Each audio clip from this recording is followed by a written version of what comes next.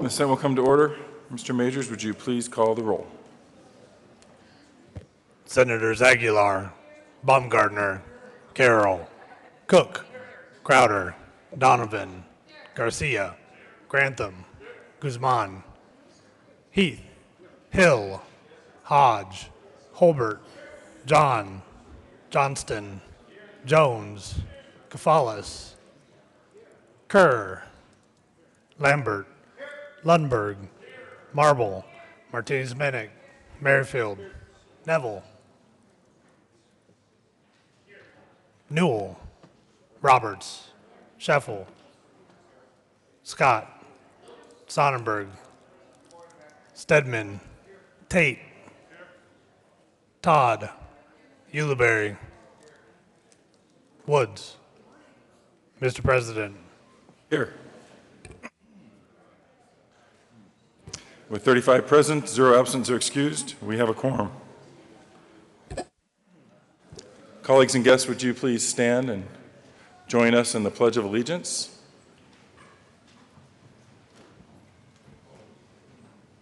Senator Merrifield. Thank you, Mr. President. Members and guests, please join me in the pledge. I pledge allegiance to the flag of the United States of America and to the republic for which it stands, one nation under God, indivisible, with liberty and justice for all.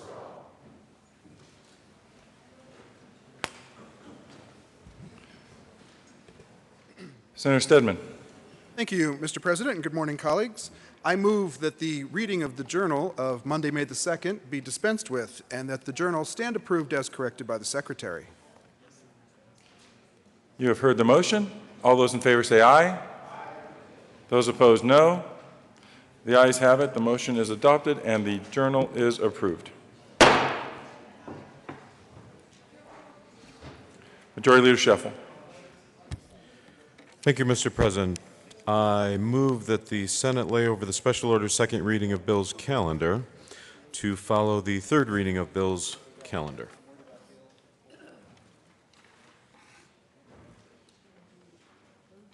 You've heard the motion. All those in favor say aye. Aye. Those opposed, no. The ayes have it. The special orders second reading of Bill's calendar will lay over to follow the third reading of Bill's calendar.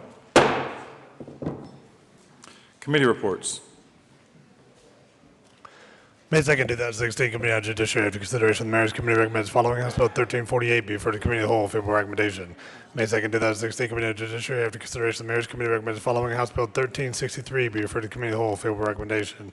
May 2nd, 2016, Committee on Judiciary, after consideration of the Mayor's Committee recommends following House Bill 1378 be referred to Committee of the Whole, favorable recommendation. The recommendation be placed on the consent calendar.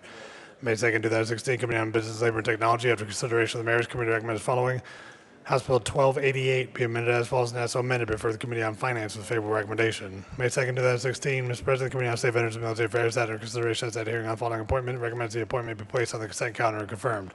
Member of the Colorado Civil Rights Commission for a term expiring March 13, 2020, Ulysses J. Cheney of Colorado Springs, Colorado, serve as a representative of state or local government entities and as a Republican appointed. May 2nd, 2016, Committee on State Veterans and Military Affairs, after consideration of the Mayor's Committee recommends following House Bill 1434 be postponed indefinitely. May 2nd, 2016, Committee on State Veterans and Military Affairs, after consideration of the Mayor's Committee recommends following House Bill 1400 be postponed indefinitely. May 2nd, 2016, Committee on State Veterans and Military Affairs, after consideration of the Mayor's Committee recommends following House Bill 1381 be postponed indefinitely. May 2nd, 2016, Committee on State Veterans and Military Affairs, after consideration of the Mayor's Committee recommends following House Bill 1313 be postponed indefinitely. May 2nd, 2016, Committee on State Veterans and Military Affairs, after consideration of the Mayor's Committee recommends following House Bill 1279 be postponed indefinitely. May 2nd, 2016, Committee on State Veterans and Military Affairs, after consideration of the Mayor's Committee recommends following House Bill 1217 be postponed indefinitely. May 2nd, 2016, Committee on State Veterans and Military Affairs, after consideration of the Mayor's Committee recommends following House Bill 1196 be postponed indefinitely. May 2nd, 2016, Committee on State Veterans and Military Affairs, after consideration of the Mayor's Committee recommends following House Bill 1167 be postponed indefinitely. May 2nd, 2016, Committee on State Veterans and Military Affairs, after consideration of the Mayor's Committee recommends following House Bill 1386 be referred favorably to the Committee on Appropriations.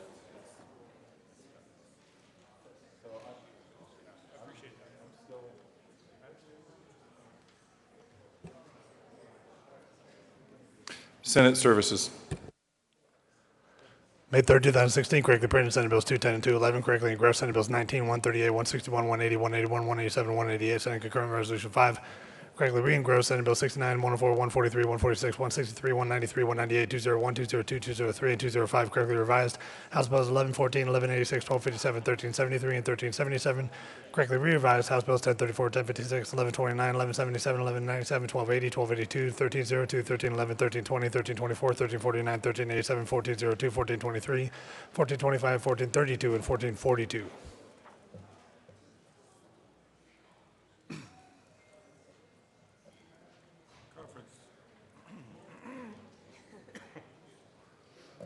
Conference committee reports. First report of First Conference Committee on Senate Bill 62. This report amends the re-revised bill to the President, Senate, and Speaker of the House of Representatives. Your First Conference Committee appointed on Senate Bill 62 concerning modifications of regulation of veterinary pharmaceuticals has met and reports that it has agreed upon the following: that the Senate accede to the House amendments made to the bill as amendments appear in the re-revised bill with the following changes. Respectfully submitted, Senators Marble, Sonnenberg, Garcia, Representatives Vigil, Becker, J., and Janal.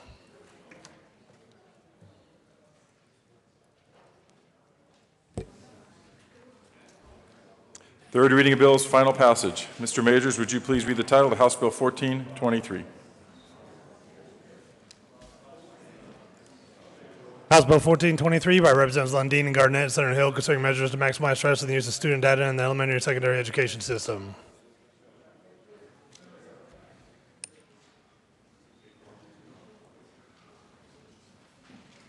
Senator Hill. Thank you, Mr. President. I move House Bill 1423 and ask for your support, colleagues. What we have done here is we've put in a chance for those who go and do business with our school districts, who are innovating, who are creating new opportunities, new ways of learning. We've created a chance for them to compete and say, if you're going to collect our students' data, who can best protect your students' data? I think we've worked very hard, both with industry, with school districts, with parents, and have a great solution here going forward that is really leading the way for the nation. We've had news articles on this nationwide. And one of the unique aspects that we have in this bill is that we say you may collect the data, you may not sell it. You can use it to do these innovative ideas that you're looking for, but if you fail to protect it, that's when your contract will be canceled. That's when we will have a hearing. That's when we will publicly display for all parents, all teachers, all students to see that you have not done a good job with this data. And again, set up the opportunity for these contractors within our schools to compete and say, let's make this a part of our contract. Let's make it a part of our school's culture, that if you're going to be dealing with student data, you are going to do the best job possible protecting it. Ask for your support. Senator Kerr.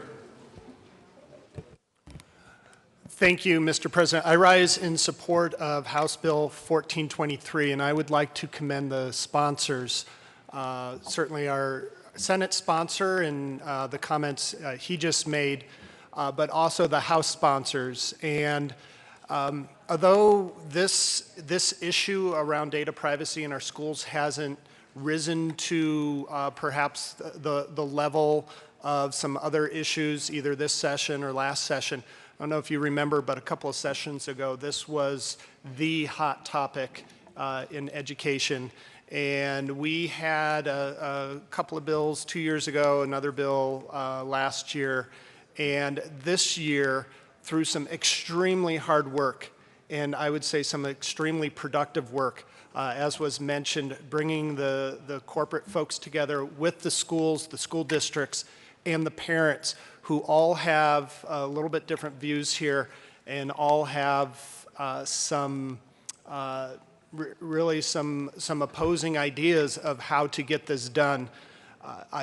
I truly feel that 1423 is a model for the nation and for other states to look at how you can start early in the process, bring the stakeholders together, opposing stakeholders together, and really work hard on a tough issue to come out with a bill that nobody loves, I don't think there's any one entity except maybe the legislature, because hopefully we won't have to address this issue again. But nobody loves, but everyone gave a little bit. And again, I really want to commend the sponsors over in the House who started this bill out and worked hard with all of the stakeholders.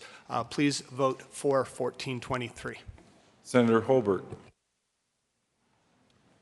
Thank you, Mr. President. I concur, agree with everything the prior senator shared with us.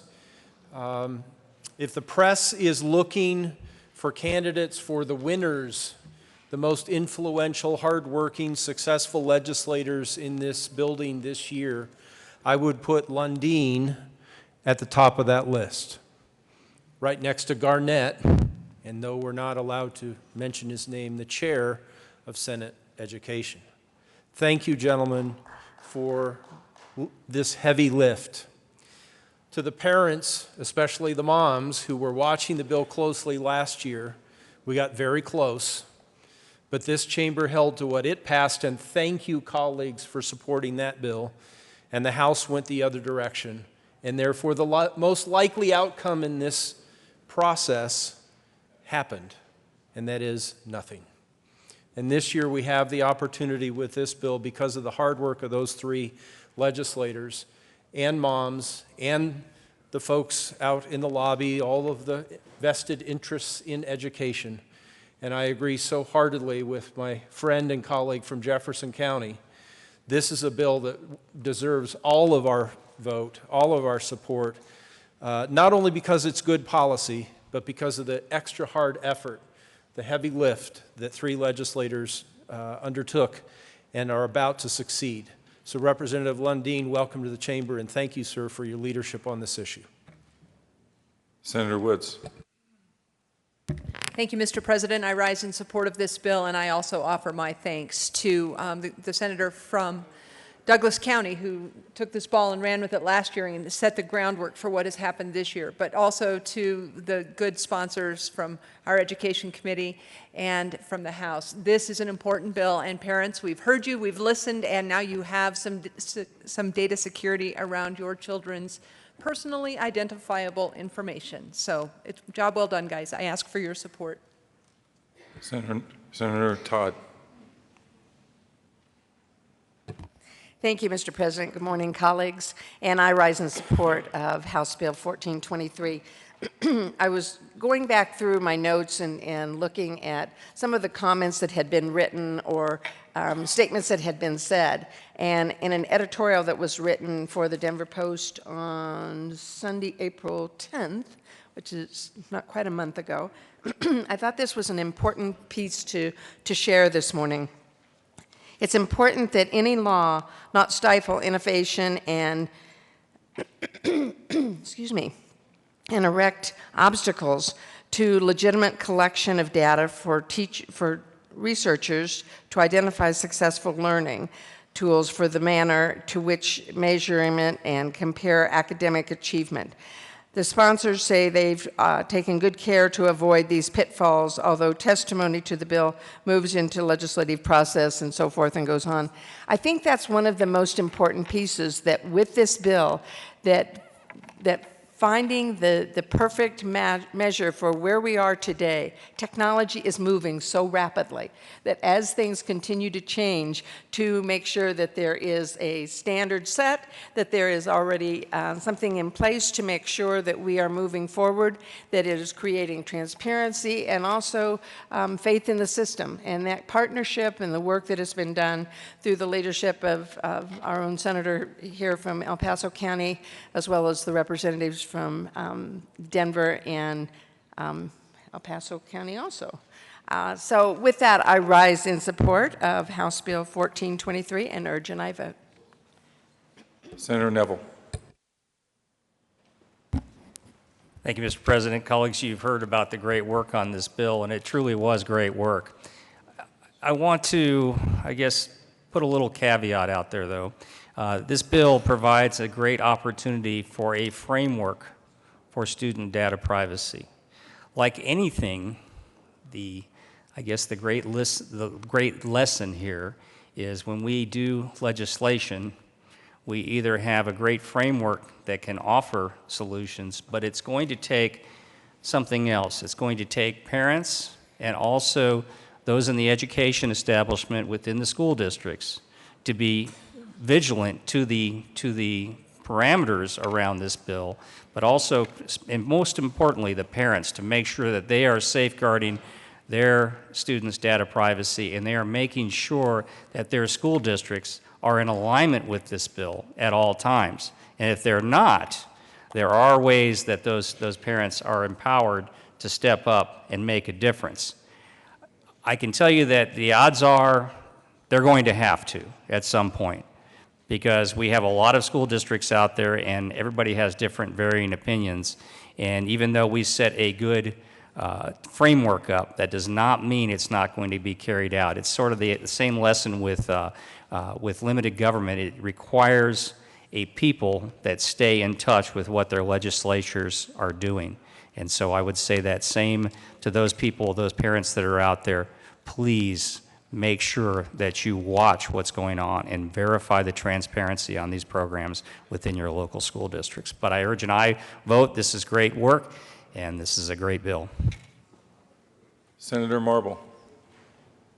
Thank you, Mr. President, and thank you so much, bill sponsors who have been working on this bill. It has been years in the making. I want to congratulate the #1 stakeholders, who are those parents and moms out there and those students. You have a permanent voice here in the Capitol. You've worked hard for it. You always should have been listened to. And I have to say, hats off for a major accomplishment. Thank you so very much. And we can't wait to have more of these great conversations, which include, again, I say, the #1 stakeholders in education, which are the parents and the students. Is there further discussion? Seeing none, the motion before the body is the adoption of House Bill 1423 on third reading and final passage. Are there any no votes?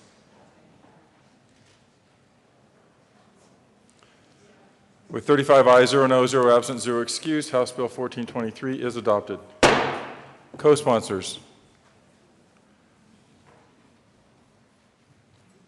Majority Leader Scheffel, Minority Leader Guzman, Senator Lundberg, Senator Heath, Senator Marble, Senator Stedman, Senator Roberts, Senator Kerr, Senator Cook, Senator Carroll, Senator Woods, Senator Todd, Senator Sonnenberg, Senator Newell, Senator Holbert, Senator Hodge, Senator Lambert, Senator John, Senator Crowder, Senator Johnston, Senator Scott, Senator Jones, Senator Neville, Senator Donovan,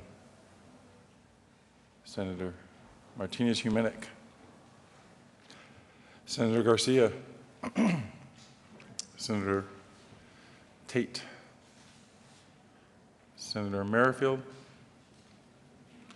Senator Grantham,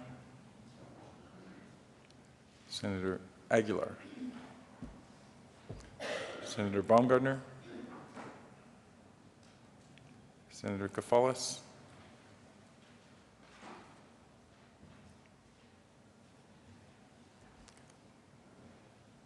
we have room for one more. Please add the President.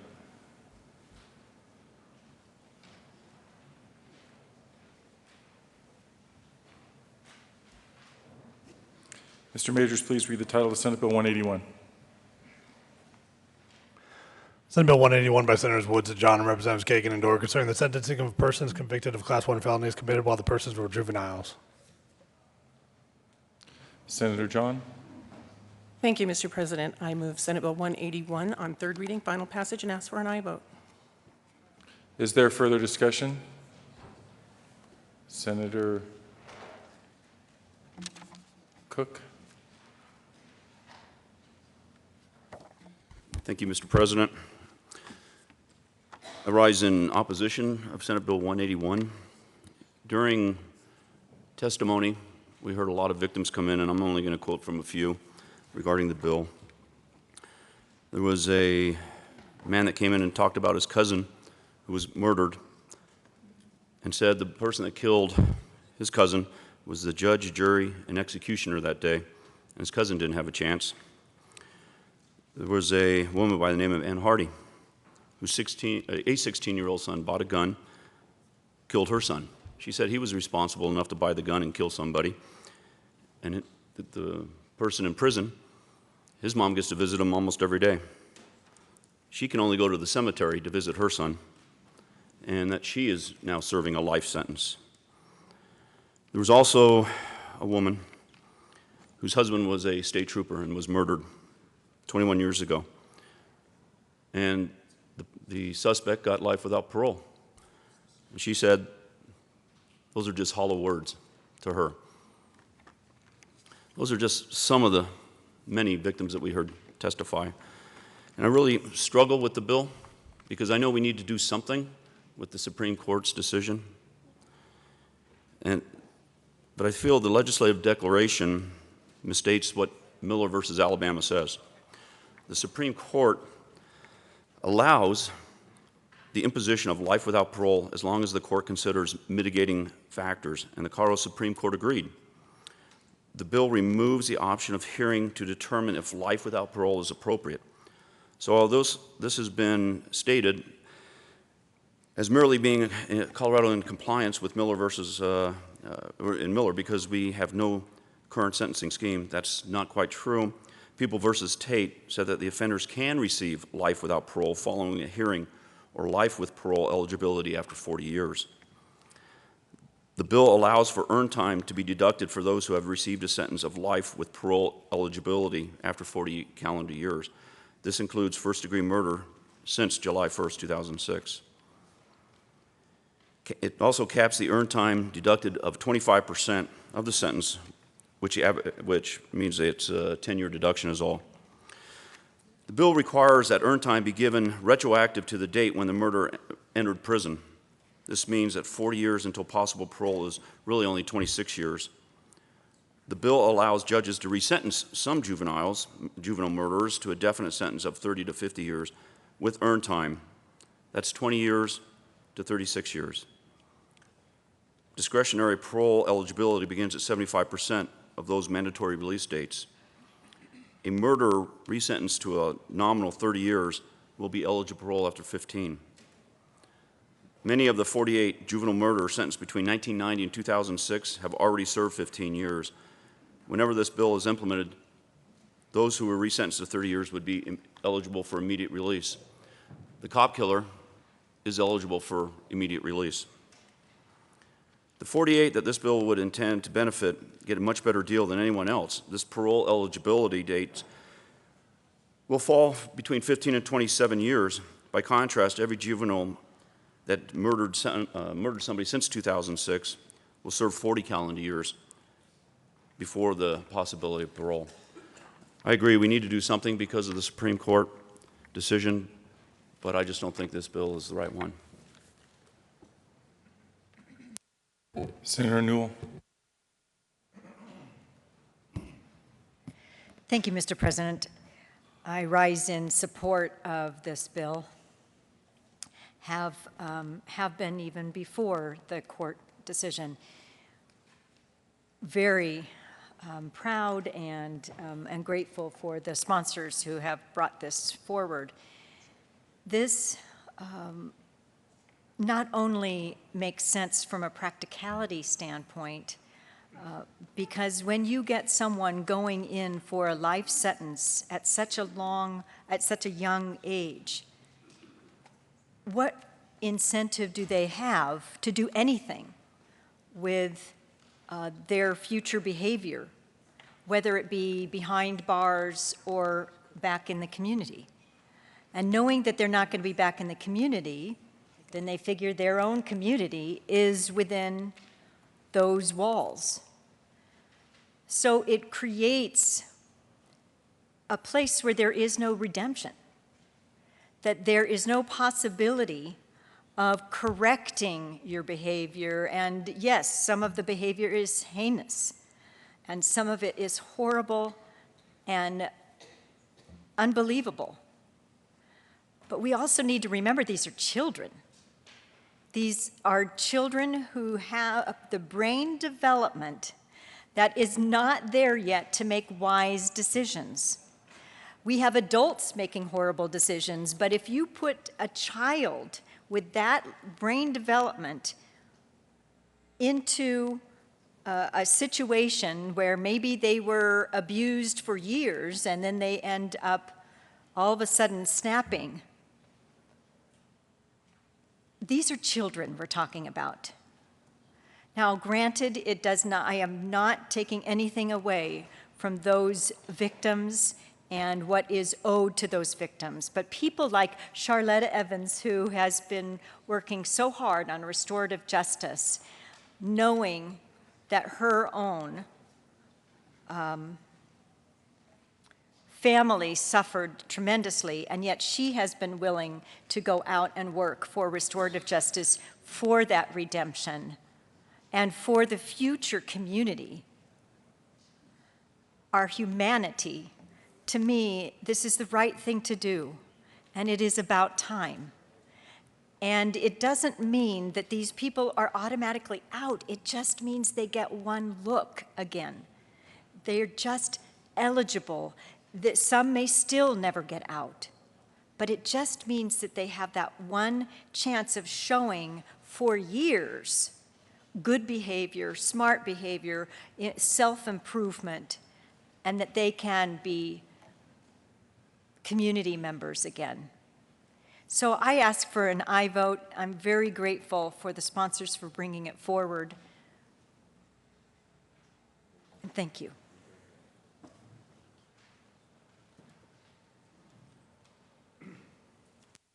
Senator Roberts.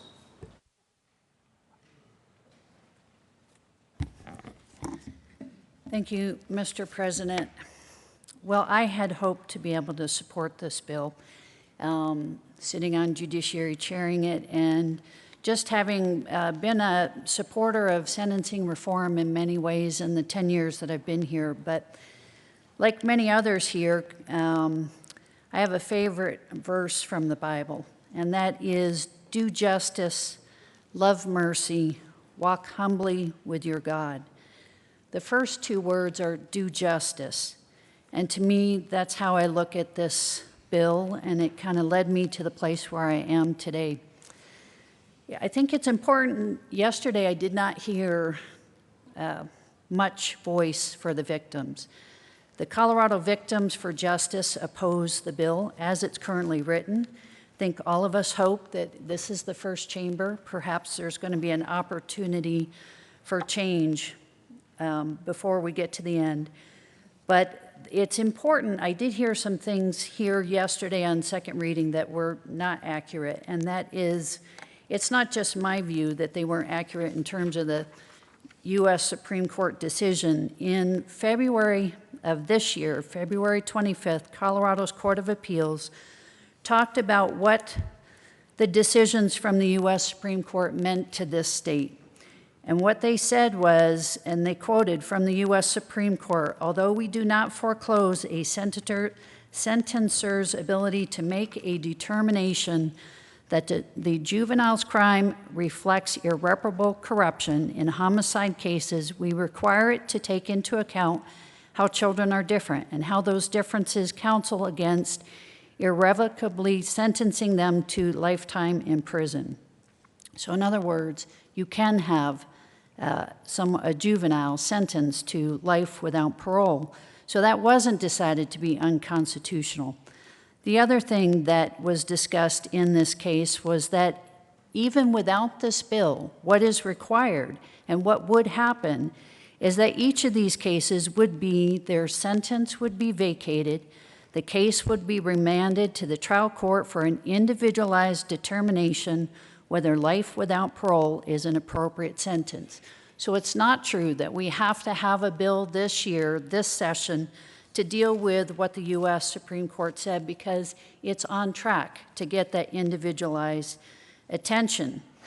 However, the legislature can decide otherwise. But to me, the loss of the victim's voice, I wanted to talk about 3 particular cases. One is, and these are juvenile crimes, we in February we actually were all very deeply troubled about the Mesa County deputy who had been shot by a 17-year-old. We all carried in our hearts the heaviness of the loss of Deputy Derek Gear when he died, was taken off life support. It is particularly personal to me and my district as well, because Deputy Gear's parents live in my district. And they contacted me about Senate Bill 180 and 181, and in fact, they wanted to do remote testimony. And the one problem with our process on remote testimony is when a legislator wants remote testimony, they seek permission for it. If it's an opponent to the bill, they don't know to seek that permission. So unfortunately, I had the task of telling Mrs. Gear she could not testify remotely because that hadn't been requested. And it wasn't the bill sponsor's fault. They didn't know of her concern, but I need to tell her story. She wrote to me and she said, "We are the parents of Deputy Derek Gear. We recently learned of 2 proposed bills that concern us greatly and will directly impact Derek's case." She goes on to discuss another bill that we'll be hearing. But what she says is, if the judge feels that this is the person who killed her son, should be tried as an adult due to his age being so close to 18, his circumstances of living on his own, and his prior convictions, why should this proposed law cover him? She said, "In our case, we have 2 grandchildren, ages 11 and 13, that are going through grief counseling as well as all family members. Do you not think that this is cruel and unusual punishment for them?"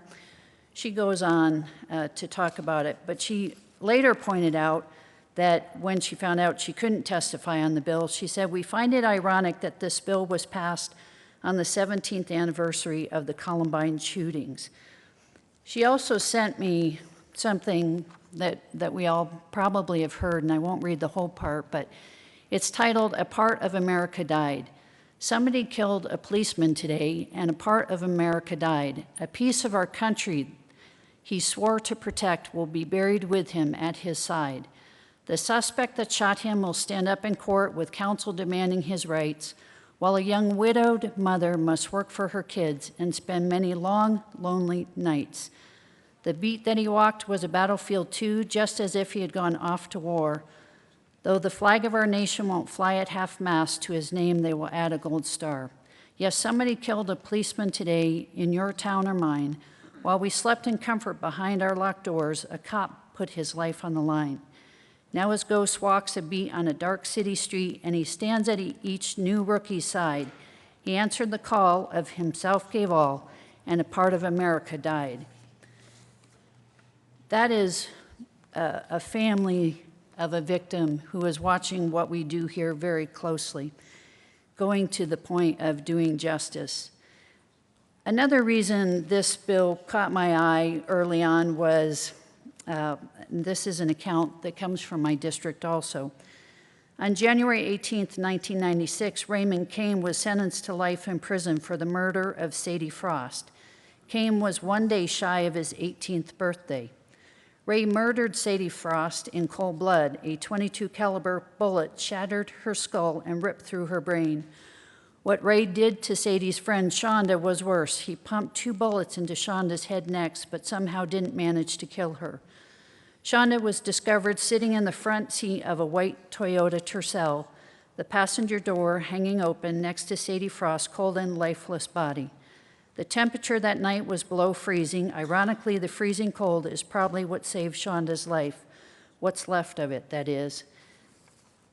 In the Rocky Mountain News at the time, all that was said was a 17-year-old La Plata County boy has been arrested in the February 1st robbery and slaying of one Southern Indian woman and the shooting of another. it's amazing. It's amazing how these can be reduced to very one-line sentence, and forever the lives have been changed of those two people. Shonda is still alive today, but severely brain damaged. In Judiciary Committee, we also heard from the family of Barbara Jane Castor. 2 teenage kids murdered her back in November 1996. Mrs. Castor was tied up to a concrete section of an old irrigation ditch spillway and left to the elements, where she died of exposure to the 10-degree weather. The 2 individuals who had done this to her went out looking for someone vulnerable. They found Mrs. Castor, fit their criteria, an elderly woman alone in a Kmart parking lot.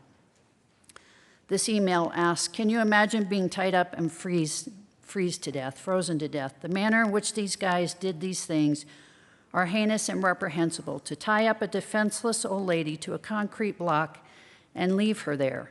That is what they did to this elderly woman that had so much to give to those around her. After this was done, they went through her purse, found her street address west of Brighton, Colorado. They used her car and house keys to help themselves to her food. They played pool and returned, then severely damaged her home. Those are just 3 of the stories. And again, I don't fault the sponsors at all for trying to address this issue. I don't fault the legislature for deciding that they want to take this matter, the Supreme Court decision, even though we don't have to. There is the opportunity for individualized consideration of each of these cases today, but I do think that it's very important that we recognize who's impacted by this. Again, the Montgomery case did not say that life without parole is unconstitutional, but the individual scrutiny is required. There was no timeline. There's no reason this has to be done this year. We have a terrific mechanism that has been incredibly successful on these very difficult issues in criminal and juvenile justice, and that is the CCJJ Commission, which was set up by a Democratic governor, Governor Bill Ritter, who had a background as a DA but knew that you need lots of stakeholders at the table. Bipartisan work has been done there with former Attorney General John Suthers, again, Bill Ritter, Pete Weir, who is now a DA in Jefferson County, but at the time when I was on it for 5 years, he chaired it as the head of public safety. There are many victim families who are now living in terror at what this bill could do. There are many victims' families who are in terror of the expedited and increased parole hearings. They are re-victimized each time as they come forward to tell the story. Even the testimony in Judiciary Committee, they talked about how hard it is to come down to this Capitol time and again and talk about what these bills mean to them, how it brings back all of these terrible memories. Many of them said those memories actually are with them every day. They're also terrorized at the release of the killer, potential release of the killer of their loved one, who then might decide to seek revenge once being out. They're also terrorized, again, of being re-victimized by the very system they thought they could trust to bring justice. We heard from victims who said they were ready to move forward, that they, in fact, support the bill. Again, I honor and appreciate the work that the bill sponsors have done in terms of raising this important issue, but I don't feel like the victims should be overlooked. I think it is very significant that they have been engaged in this process, as well as the Colorado District Attorney's Council. This bill is not there yet. They cannot support it. They cannot support it for good reason. So for today, I will be a no vote, a strong vote, no vote on behalf of the victims. I don't feel like their voice has been heard. I think that is critically important if we are going to do justice, love mercy, and walk humbly with our God. Minority Leader Guzman. Thank you, Mr. President. First, I want to say how important the previous speaker was and is. She has always been, the senator from Durango has always been my most favorite of the other party. I know this is going to make the senator from Mesa County upset, but she is indeed my favorite for many reasons. Oh, yeah, there's some others. Oh, I'm sorry. oh, well, she's my favorite female on the other side. I have respected her. We came in to the Senate at the same time. I have respected her for all these years because she has such a phenomenal understanding of the legal system, the constitutional aspects, as well as having served on those important committees like those committees searching for a way to bring better justice for all of the crimes and so forth that are committed. As a pastor, I have been at the bedside or at the side of both the perpetrator's family, and the victim's family. I've heard their stories firsthand. I have wept with them firsthand. I have felt their anger. I have felt their pain. I have felt the pain of a mother whose son committed a terrible act. I have felt the pain of the mother whose child was murdered and such a terrible act that was. As a pastor, it's very difficult. We don't take sides. We listen and we offer opportunities. In fact, in a way, we open the gate for the families and their feelings. When I was a student at the Iliff School of Theology here at Denver University, I had to go to one of the prisons here in Colorado. It was part of our class. I had to attend with one of my professors who said, all right, it's time for you to go now. We go and visit, and we always visit folks who are life without parole. And I said, well, what will I say to them? Why do I have to do this? And he said, you have to do it because it's part of your training. And you will know what you need to say when you get there, once you listen to them. And so I went, and that evening I was taken into a room where there were several men, some younger, some older. And for some reason, I started describing to them my father, because they asked questions about my background and so forth and so on. And without knowing what I was doing, I think, I began to talk about my father and how he was killed, and how he was killed by a young man. And I described what happened, when it happened, and I didn't say where it happened, but I noticed one of the men in the back of the room was really sobbing. And he finally got up and he said, he said, was your father killed here in Colorado? And I said, no, he was killed in Texas. And the man started sobbing even more because he said, oh, I was so upset because I thought for one moment that I was the young man who killed your father. Because on that same day, Valentine's morning, that same year, that same age, I went into a service station and I killed an old man. And I thought for a moment I had killed your dad. And he said, you know, I was in Vietnam. I came back, couldn't deal with some of this stuff. I was on drugs. I needed money. And I went in there and I killed this man. And I looked at him and I said,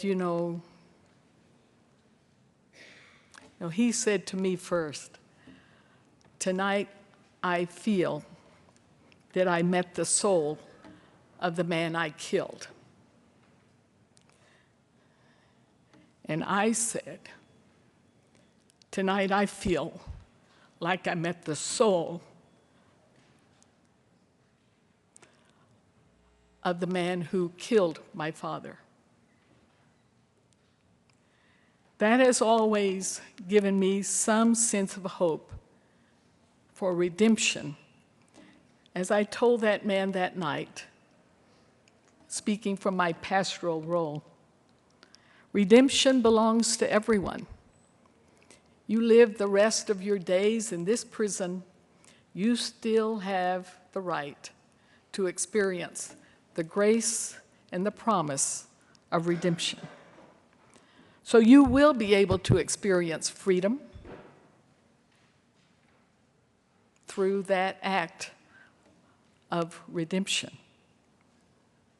But it also has taught me that transformation and redemption is promised to all of us, no matter who we are or what we do. But as my good friend from Durango has explained, this is a very, very difficult situation to consider what to do, to consider what is justice when a young person brutally, or even not brutally, takes the life of someone, a child or an older person. This is not an easy task, and I affirm our two sponsors for your courageous act, which is leading us to debate justice. That's what this bill does. It's taking us into a deeper opportunity to consider what is justice. None of us here are judges. In fact, it is the judge who is going to be responsible for rehearing these cases. And it is the judge who will hear all of those stories that my colleague from Durango just read. It is the judge who's going to consider whether or not the sentence should be changed or not. This is not a bill, and if it became a law, this is not a law that would say everybody who did these bad things is going to be free. Everybody who did these bad things will only have to serve another 5 years.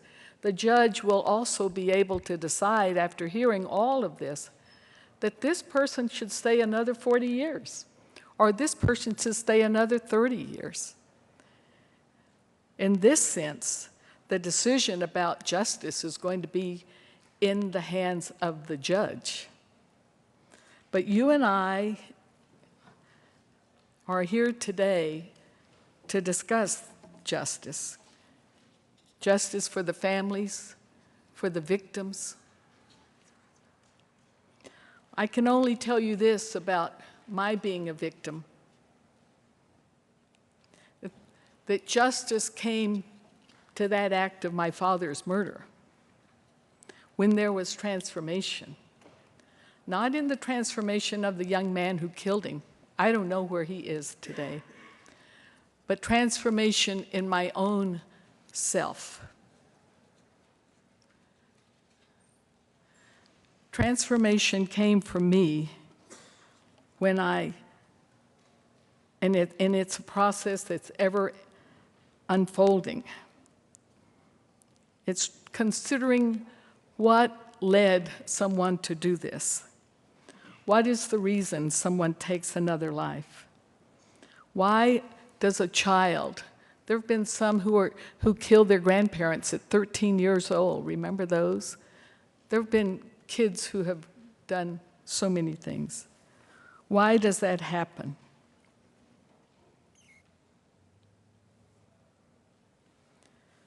I hope that we pass these bills. And I hope that those victims who are listening, who are in pain, will have a sense of forgiveness for me for supporting this bill. I have to vote on the side of hope and justice, because I think they go together. We are not here as legislators just for today. We are here laying the road, laying the foundation for the laws of tomorrow. And whether this bill passes or fails, I thank the courageous colleagues for bringing to us a phenomenal opportunity to deal with one of the greatest realities that we have, and that is what to do when people kill each other. How do we handle it? How do we stop it? And how do we make it right? And I hope that I can join my good friend from Durango, who also spoke of one of my favorite scriptures, loving justice, mercy, and walking humbly with my God. This is an opportunity for us to move more deeply into the pain of our land. And hopefully we will find a way to continue this question, to continue to find the answer. If the bills do not succeed, I hope we will continue to try and bring these bills about. If they succeed today, I hope that all will join with us. We sometimes bring together and hold hands as we want to join in some kind of remarks about how we feel together. This is a bill that's daring us to go a little bit farther and join hands in this great question of finding justice to such tragic, terrible events. I urge a vote of a good vote and a positive vote on this bill. Is there further discussion? Senator Woods? Thank you, Mr. President. Thank you, colleagues, for your time and for your attention. I want to acknowledge the senator from Durango's thoughts that we didn't hear much yesterday about victims. We were on second reading, and we both chose to hold our comments for today.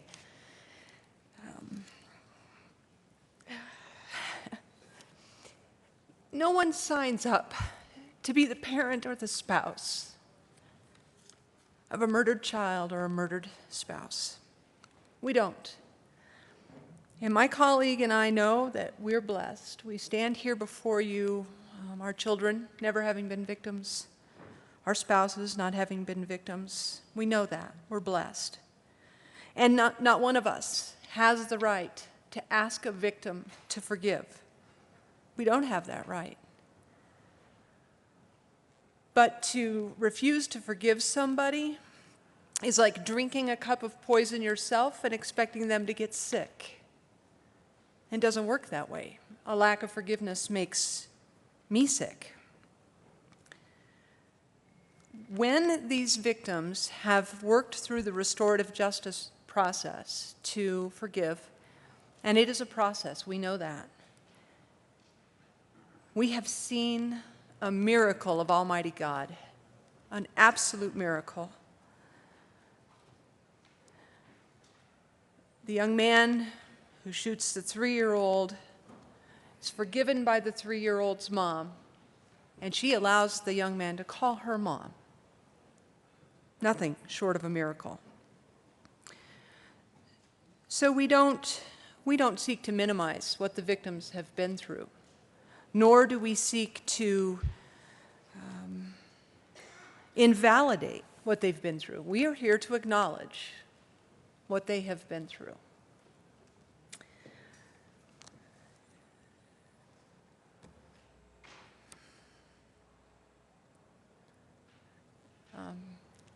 I think we're going to tag team this a little bit back and forth on different topics because we're both so passionately involved.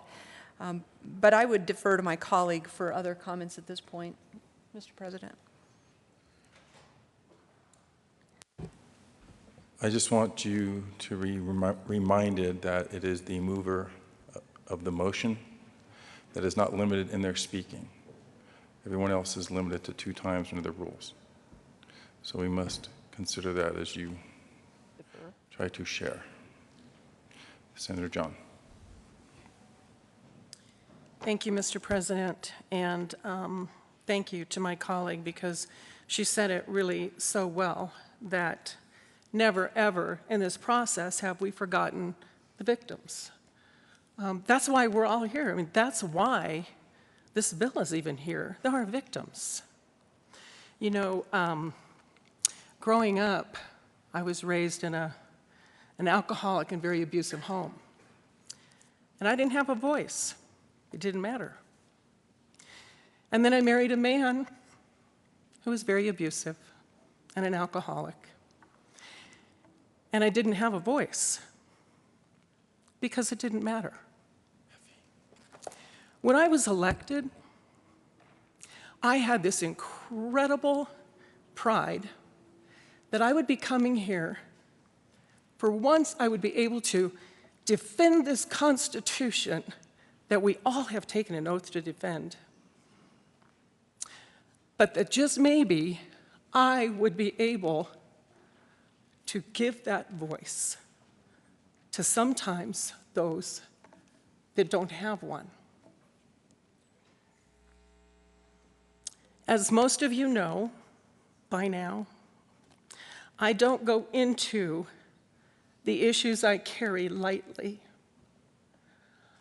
I go into them as a common layperson because I don't have the big words. I'm not an attorney. And I have to have them explain a lot of stuff to me because I don't always understand what they say. But what I can tell you is I research and I study until I completely understand what I'm doing. So when I move forward, it is with absolute, utmost confidence at what I'm doing. I have read all of the cases from the Supreme Court. I have read the studies on the youth and the neurological issues that they have, the immaturities that they have, what all the psychologists have said, and what the studies have brought us. You know, right now, there is an outcry. There is an outcry by district attorneys and the Attorney General's office. I have worked on this issue for 13 years. 13. Many, many hours. What I want you to know is while we've heard the scream and the outcry, we also have heard from victims over and over who have thanked us for what we're doing. Some of the things that I'd like to clear up is exactly what this legislation is doing. It is addressing the 48 juveniles that have been sentenced to life without parole and has been absolutely found unconstitutional. Those sentences were found unconstitutional. There is no disputing that fact. What have the other states done? Colorado, it was the United States Supreme Court. It is not just Colorado dealing with this. What have the other states done? Wyoming, eligible for parole after 25 years. Nevada, those who cause death eligible for release after serving 20. Connecticut, all youth eligible for serving after serving 30 years. Delaware, all youth are eligible after 25 years. West Virginia, eligible for parole after 15. Kansas, life with parole after 25. Iowa, this is interesting. A gentleman in the lobby yesterday, completely different issue, not even here, but happened to hear this debate, and he said, wow, I'm from Iowa. We did this a few years ago. And I said, you did it when? And he said, I think it was 2012, 2013. And I said, right after Miller was decided. Yep. What did your state do? Governor commuted the sentences to 20 years for all of them. they want to be able to petition the court for a resentencing hearing. A judge may hear and consider the factors to make a finding of the presence of extraordinary mitigating circumstances per the Supreme Court rulings. They may sentence to a determinate sentence between 30 to 50 years plus 10 years parole, or the judge can sentence to life with parole after 40 less the earned time. The DA's and the Attorney General's office held a press conference, and it really saddened my heart. One of the things that they keep bringing in is this case out of the Westminster Arvada case. Knowing that defendant will never come out because that was decided. It was sentenced after the Miller hearing. He's had his Miller hearing. And that judge made it really clear, in no uncertain terms. So just to make sure we were covered, we did the math. And of course, it wasn't me, because remember, I'm not the attorney. So we went to the appellate attorneys, and we went to the organizations that do the figures. He will serve 93 years. And they keep re-victimizing that family by bringing it up over and over and over again. He will serve 93 years on a good day, if not longer. We held numerous stakeholder meetings, and they were all there, and they should have been. We listened. We ran numerous amendments. And on Friday, we decided we were never going to be able to agree with what exactly the DAs wanted because it gutted the bills. We ran numerous amendments for the victims because we believe they should have rights. The victims should always have rights, and we acknowledge that. And finally, it was said yesterday that we, my colleague and I, should be ashamed of ourselves. And all of you that vote for this bill should be ashamed too. Really? Well, I'm not ashamed, and I am proud to stand here and carry this legislation. I am proud, darned proud, to do what my heart tells me is the right, morally thing to do. Should any of these offenders get a look? Well, you tell me. I didn't say get out. I said, should they have a look? The gun accidentally went off and killed his friend. Most everyone, including the police and even prosecutors, admitted the shooting was an accident. Due to botched jury instructions, Trevor Jones was convicted of both felony murder, robbery, as well as negligent homicide, and he is sent to prison with no parole, life without parole. And he is sick about what happened and remorseful. Raymond Johnson, he killed Little Biscuit. Little Biscuit is Charlotta Evans' little guy. He was 2 years old, sitting in a car seat in the back of a car. And Raymond Johnson, thinking it was a gang's home, did the undescribable. And he fired his weapons, and a bullet went through that car, and it hit Little Biscuit in the head. And he died in his mother's arms going to the hospital. She went through the restorative justice. It took her a long time. She went finally, after many, many letters from him, asking to please, please, can I see you? Because I have to tell you how I feel. She finally went. They've been like this ever since. She said it was the greatest redemption and the greatest feeling of relief that she had ever had. And he calls her mom. Reverend England, his son was murdered. He not only came to committee to testify to say, where's forgiveness? Where's redemption? He also did a press conference yesterday. And then there's Jacob. Should any of these have a second look? Sometimes because we don't know what's been going on inside of their homes. They've been raised in gang families. They've been raised in horrible situations. Well, you know what? Jacob's mom divorced when he was 2. She was not right. She started putting him in bed with her when he was 2. When he was 4,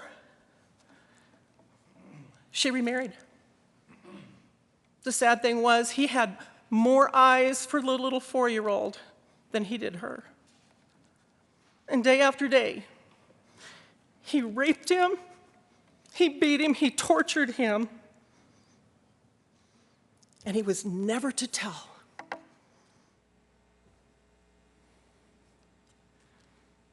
His brother moved out when he was 18, and Jacob was left alone. What he did was horrible. He will tell you that. And he lost hope because he said, I don't think I can take any more. And he did the undescribable. He murdered his mom and stepdad. He didn't see another way out.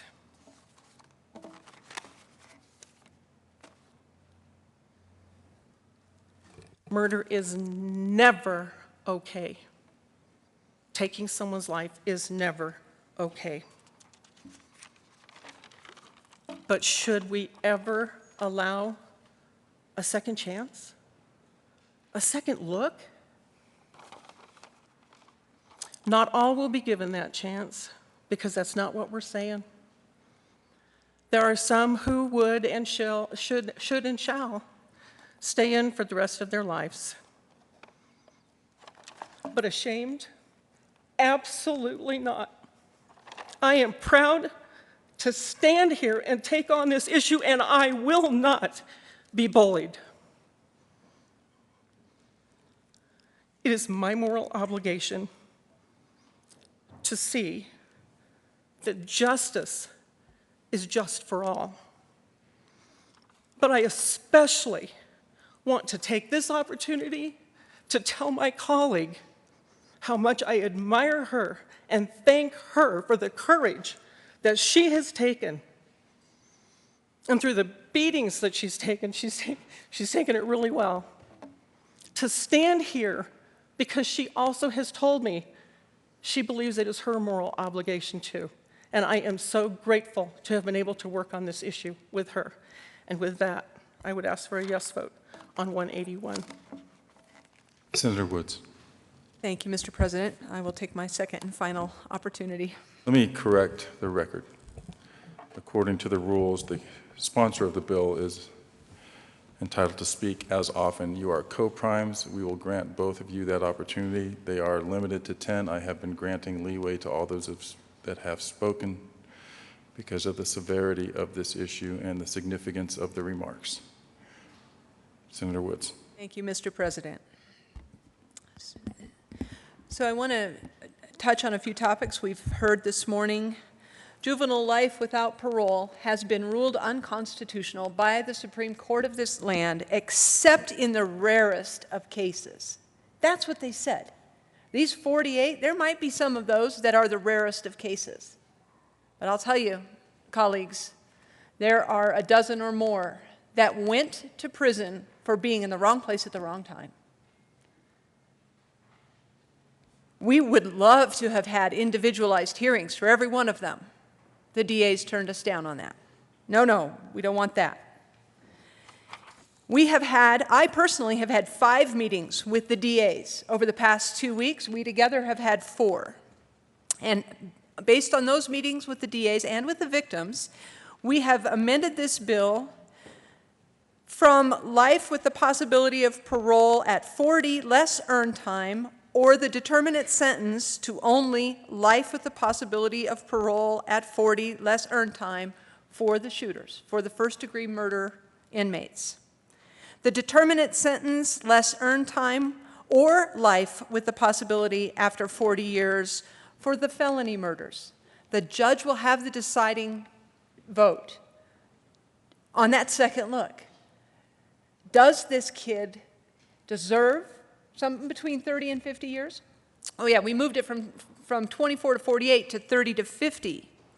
We've increased the percentage of their sentence they have to serve from 70% to 75%, so that earned time doesn't let them off as early as it does under current law today. We've instituted a one-year waiting period from the time the governor signs this bill before any parole eligibility date will be granted. We've included lots and lots of victim impact factors and clauses, and rightfully so. And we have taken the complicity language out completely yesterday with the senator from Denver's amendment. So we have met and we have worked. It has been a grueling 2 weeks, and yes, we are taking the beating for it. But I'll tell you what, colleagues, what the DAs stood out there in the foyer of this building yesterday and did was unacceptable. They were fear-mongering by holding up a picture of a little girl killed in my district, Jessica Ridgway, and saying that our bills would benefit her killer. As you heard from my colleague, Austin Sigg will be 97 years old before he's even eligible for his first parole hearing.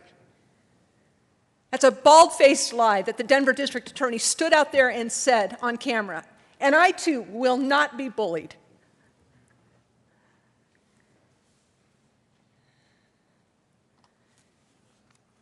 And shame on the district attorneys, elected representatives from every judicial district in this state, to stand here and tell us, as legislators, we should be ashamed for doing our job. And all while they're doing it, they're telling lies about these bills. I am very honored to have worked with my colleague from Wheat Ridge on this. I'm very grateful for the support we got from the lobby, from the victims, yes. And yes, there are victims who oppose these bills, but they're not the voice of all the victims. And I'm grateful for the conversation because, as the minority leader said, we are going to be forced to go deep into this conversation. I will save the majority of my comments for the next bill, but I do ask for an aye vote on this, and I thank you for the privilege of working with you on it. Is there further discussion? Senator Lundberg.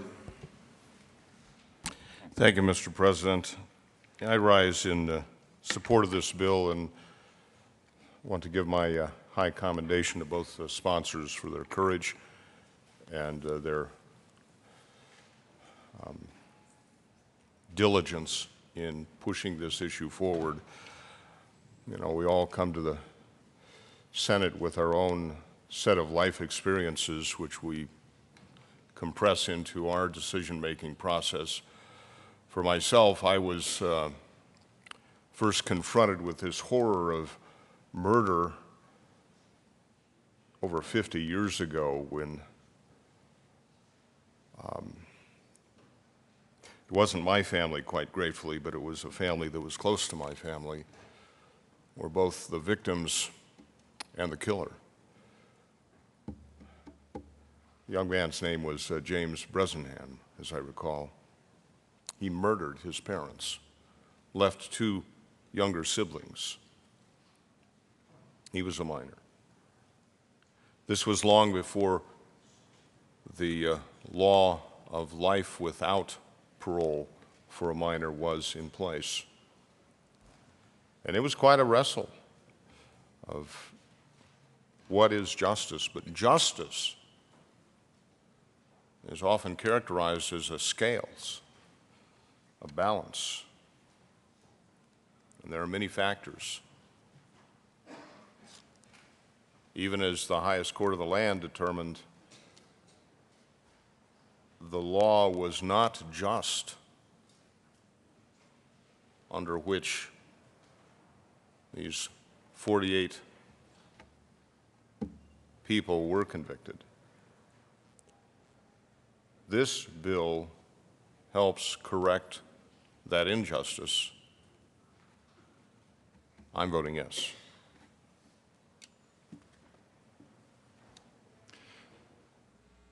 Is there further discussion?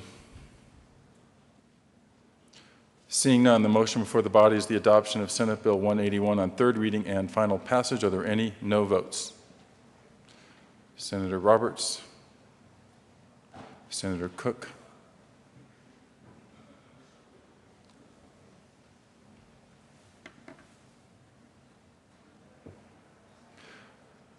with 33 ayes, 2 noes, 0 absent, 0 excused, Senate Bill 181 is adopted. Co-sponsors, Senator Holbert, Minority Leader Guzman, Senator Lundberg, Senator Ulibarri, Senator Neville, Senator Heath, Senator Tate, Senator Newell, Senator Lambert, Senator Merrifield, Senator Todd, Senator Kafalis, Senator Garcia,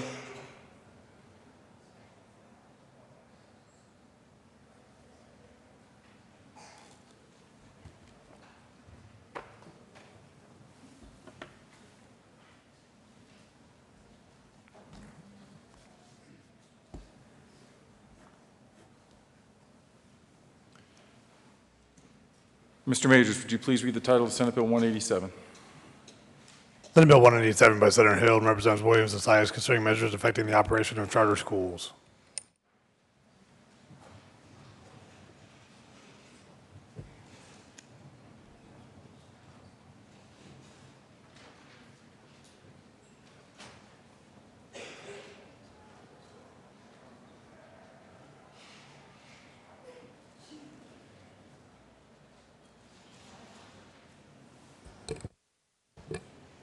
Mr. Majority Leader. Thank you, Mr. President. I move the Senate lay over Senate Bill 187 to the end of the third reading calendar. You've heard the motion. All those in favor say aye. Aye. Those opposed, no. The ayes have it. Senate Bill 187 will lay over until the end of the third reading calendar. Mr. Majors, please read the title of Senate Bill 188. Senate Bill 188 by Senator Hill and Representatives Williams and Sias concerning increasing charter schools' access to resources. Mr. Majority Leader. Thank you, Mr. President. I move the Senate lay over Senate Bill 188 to the end of the third reading calendar. You've heard the motion. All those in favor say aye. Those opposed, no. The ayes have it. Senate Bill 188 will lay over until the end of the third reading calendar. Mr. Majors, please read the title of House Bill 1377. House Bill 1377 by Representative Primavera and Senator Lambert concerning the creation of a task force on the collection and security of digital images of evidence of child abuse or neglect. Senator Lambert. Thank you, Mr. President. I move House Bill 1377 on third reading and final passage, and I request permission to run a third reading amendment. Senator Lambert. Thank you, Mr. President. We had, I think we're up to 8 amendments up to second reading, and we're dealing with a lot of people in the judiciary, a lot of lawyers in the counties, and a lot of eyes on the amendments that we've done. I'll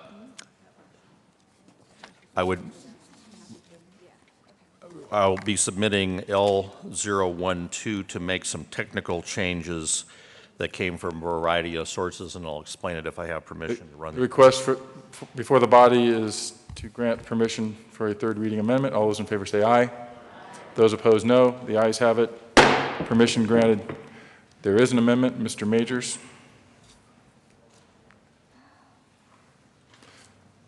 Please read Amendment 12. Amendment L012, House Bill 1377 by Senator Lambert. Amend revised bill, page 4, line 11, after documenting insert suspected, page Senator 4. Lambert. Thank you, Mr. President. I move L012. Members, L012, as I said, we did a redraft of where we were so far on this. It was reviewed by the Office of the Child Representative, the Office of the Respondent Parent Council, some other lawyers that work with county attorneys, and there are some technical changes that are included in L012.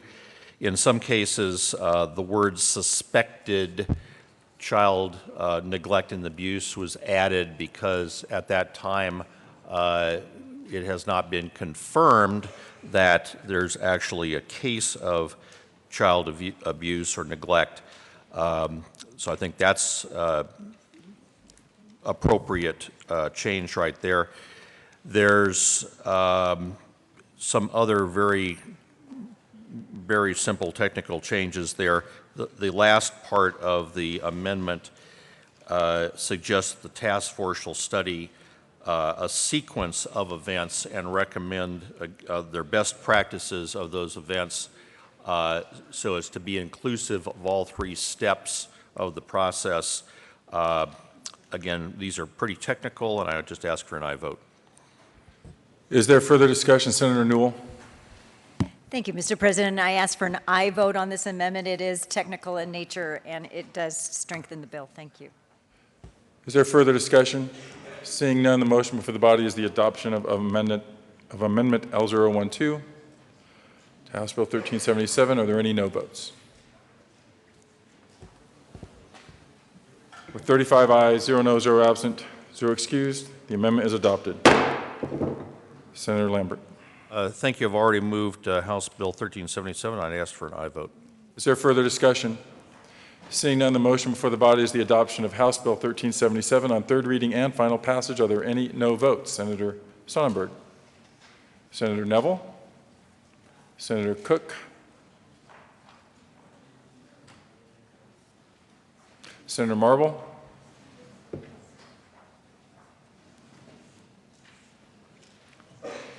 Senator Holbert.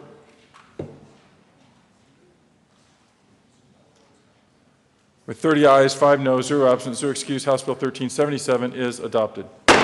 Co-sponsors. Senator Kafalis. Senator Newell. Senator Kerr. Senator Heath. Senator Lundberg.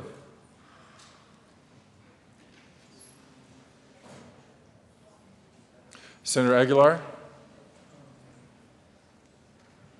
Senator Hill. Majority Leader Scheffel. Senator Todd. Senator Martinez-Humenick. Senator Johnston. Senator John.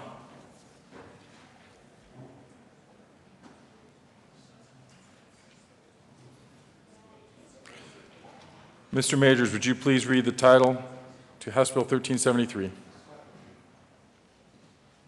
House Bill 1373 by Representative Singer, Senators Holbert and Marble, concerning requiring school districts to adopt a policy permitting the use of medical marijuana by students authorized to use medical marijuana. Senator Holbert. Thank you, Mr. President. I move House Bill 1373 on third reading and final passage, and ask for an aye vote. Senator Marble. Just a little shout out. Hey, Jack. Hey, Ben. We're still with you and always will be.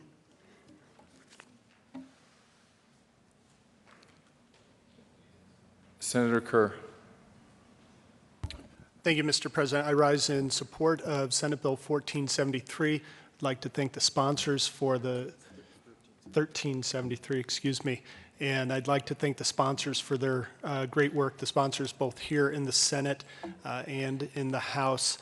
Once again, an issue that has been in the education arena for a few years, and we've seen some attitudes and changes come about on this issue.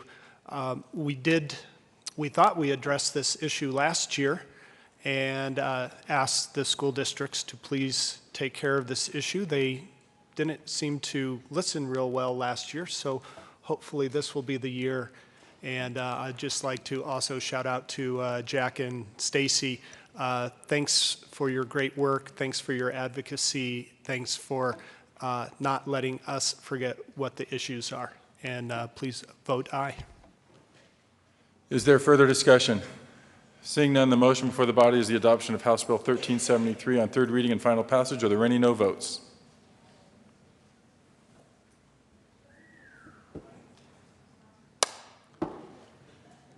With 35 ayes, 0 no, 0 absent, 0 excused, House Bill 1373 is adopted.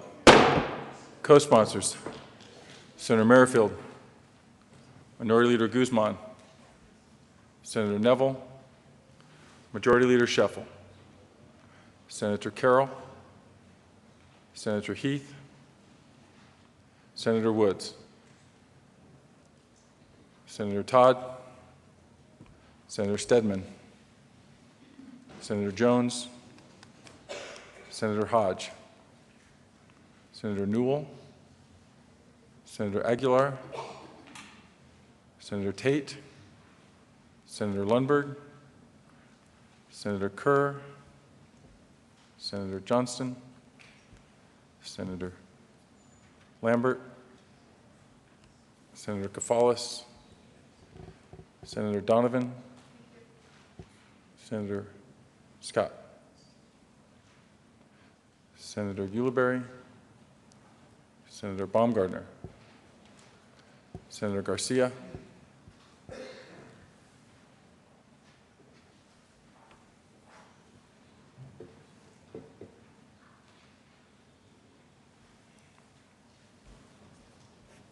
Mr. Majors, would you please read the title of Senate Bill 138?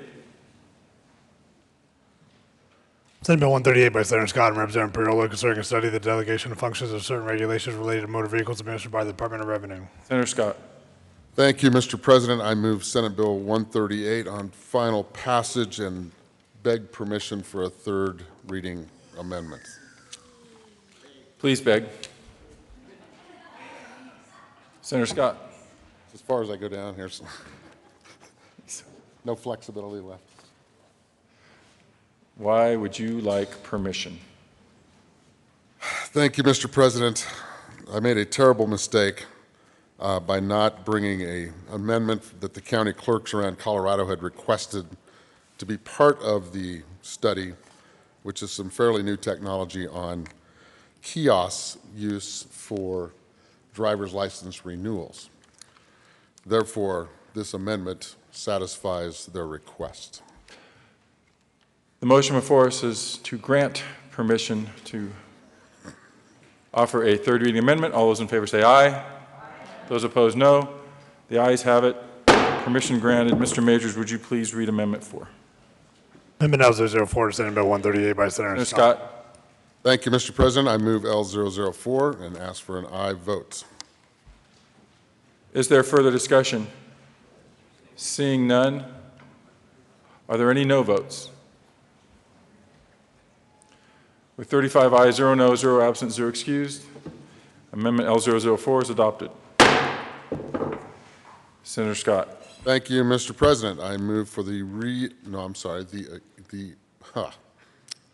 third reading and final passage of Senate Bill 138 as amended, and ask for an aye vote. Is there further discussion? Seeing none, the motion before the body is the adoption of Senate Bill 138 on third reading and final passage. Are there any no votes? Senator Hodge, Senator Carroll, Senator Lambert. Senator Lambert will be recorded as a yes vote. Senator Kafalis, Senator Ulibarri, Senator Merrifield, Senator Aguilar, Senator Stedman, Senator Jones, Senator Kerr, Senator Johnston, Senator Newell,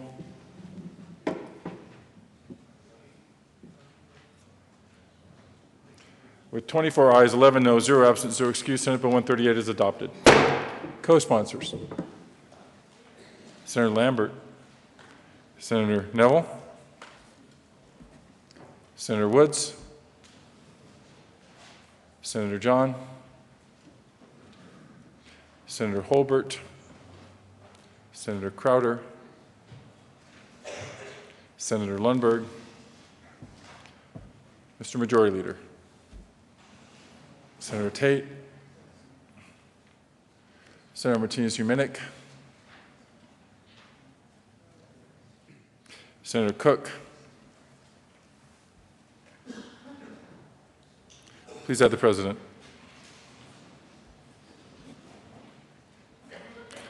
Mr. Majors, would you please read the title to House Bill 1114?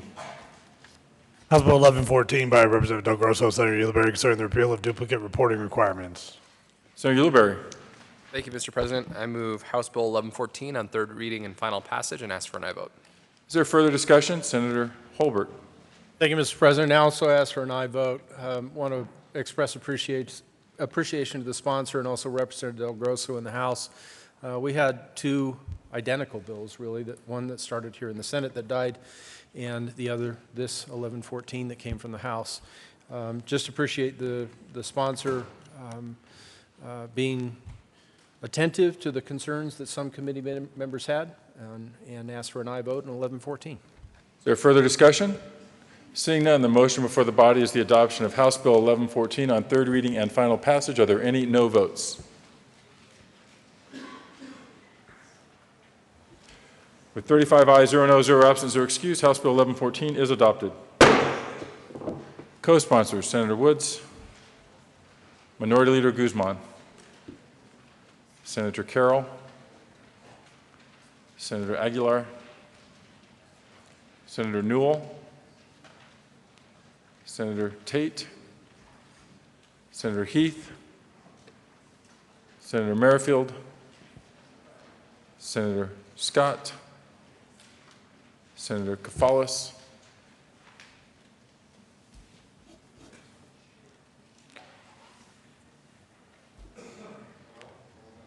Senator John,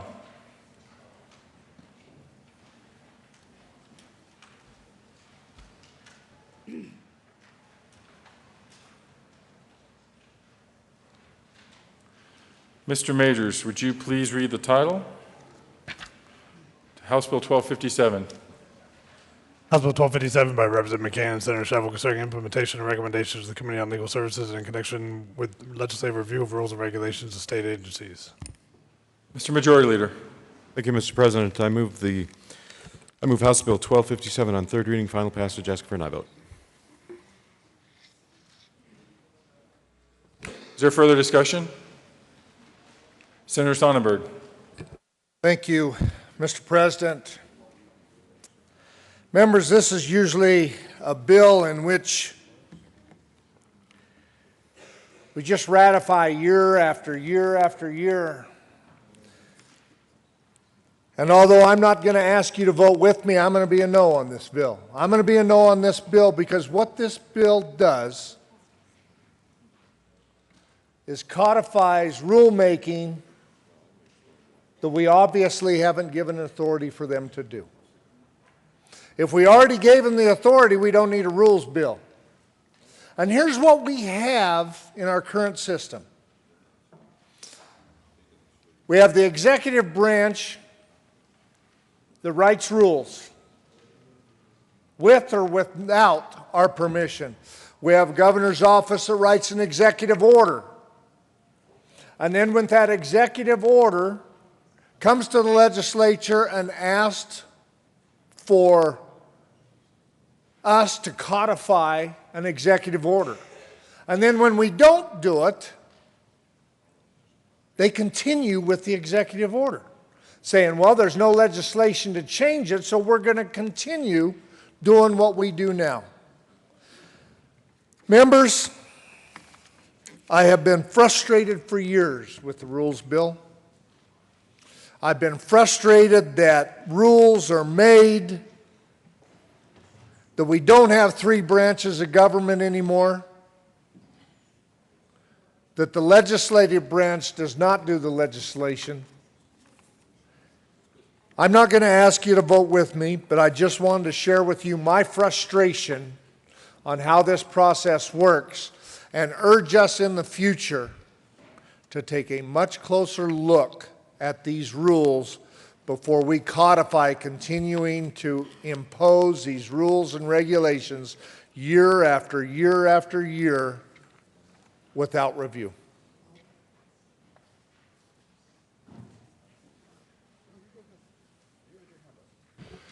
Senator Neville. Thank you, Mr. President. Colleagues, the good senator from Sterling is not going to be alone on this. I too will be voting no on this for the same reasons. We have rulemaking that has gone amok, and then we have a bill that basically codifies that rulemaking as opposed to really taking a look at all of these issues and making sure that we're actually supposed to be trying to regulate less.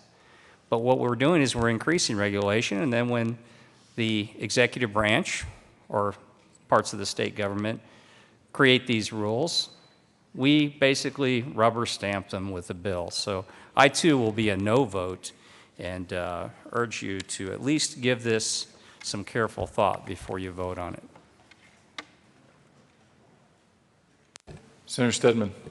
Thank you, Mr. President. And colleagues, I rise in support of House Bill 1257, and I rise in support of our rule review process, and I rise in support of the Committee on Legal Services, and I rise in support of the staff that works in the Office of Legislative Legal Services. This is not a rubber stamp bill, and I invite you to spend some time this summer with our staff attorneys downstairs that review thousands of pages of agency rules adopted each year to determine whether the rule complies with the grant of authority in state statute that was given to the administrative agency that made the rule by this legislature.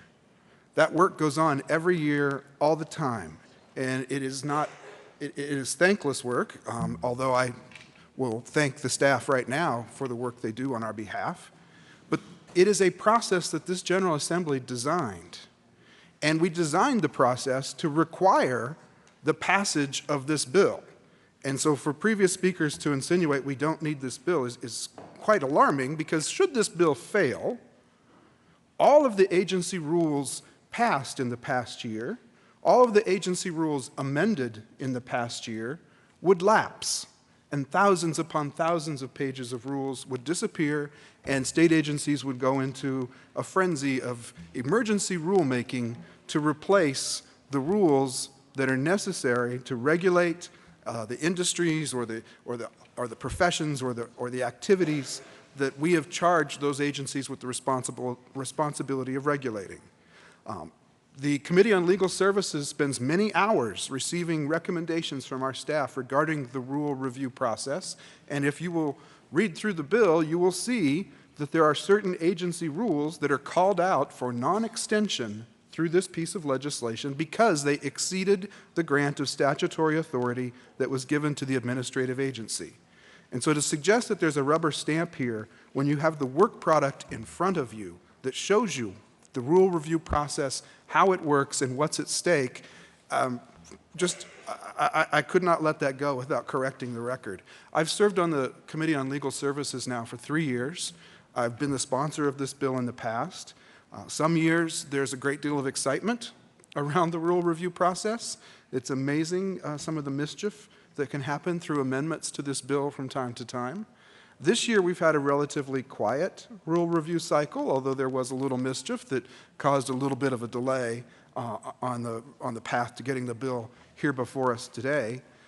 But this is something that we have designed, that we have put into law as a General Assembly so that we have oversight over the rulemaking that goes on in administrative agencies. And if anyone thinks the process is flawed, if anyone thinks the process doesn't work or is purely a rubber stamp, I would invite them to sponsor legislation to improve upon the process, because it is our process that this General Assembly created in law, and it is that process which requires us to consider this bill, and in my estimation, and I would encourage that we pass the bill today.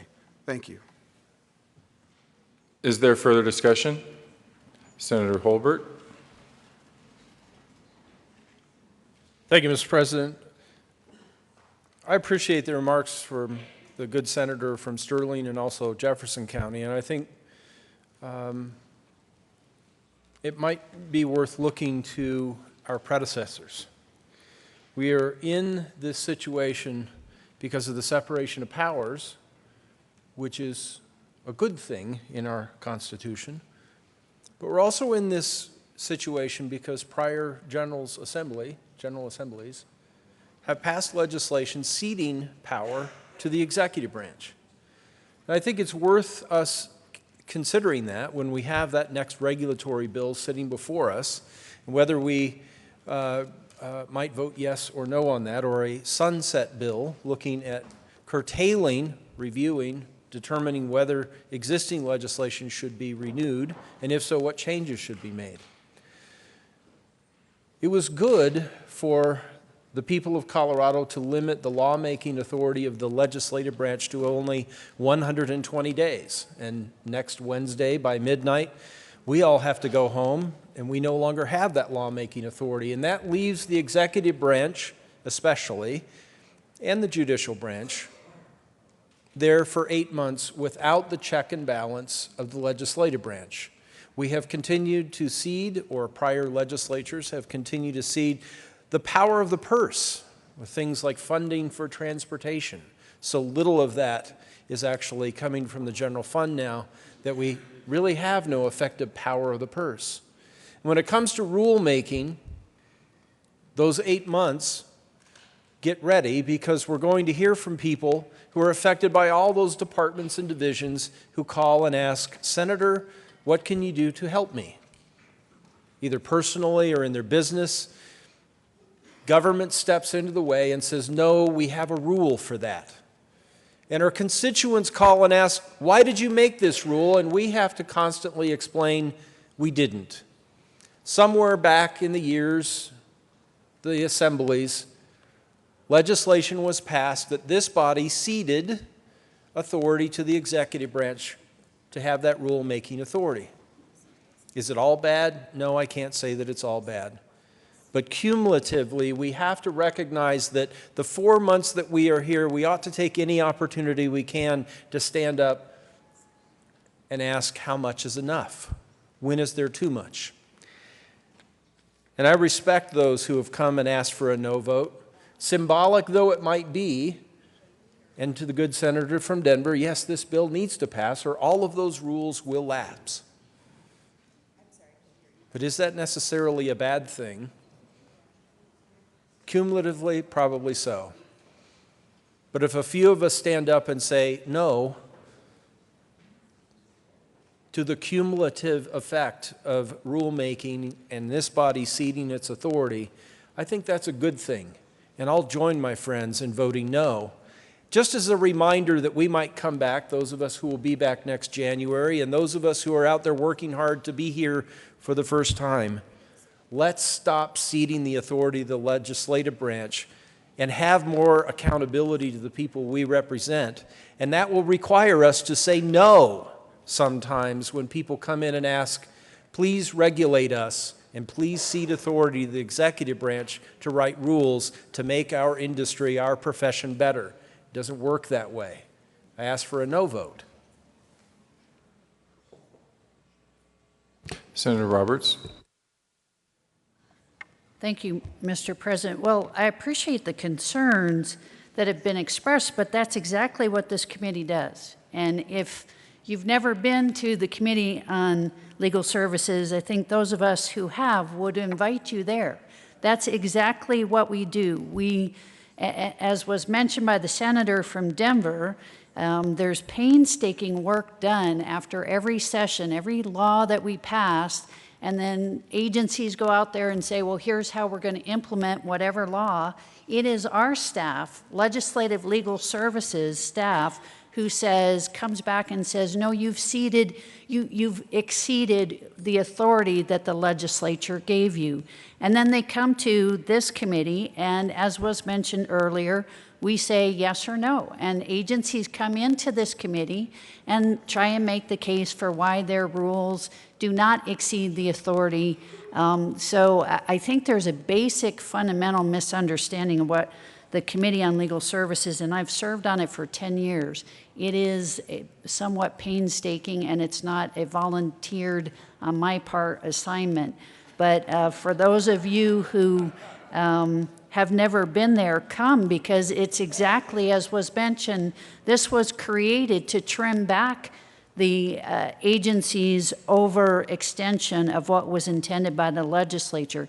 Anybody in the legislature can ask that things be brought up before this committee, even if staff doesn't decide that there's a problem there. So I think you're shooting at the wrong horse here, or whatever analogy you want to make, but this is legislatively created to retain authority among the legislative branch and trim back the executive branch and its overextension.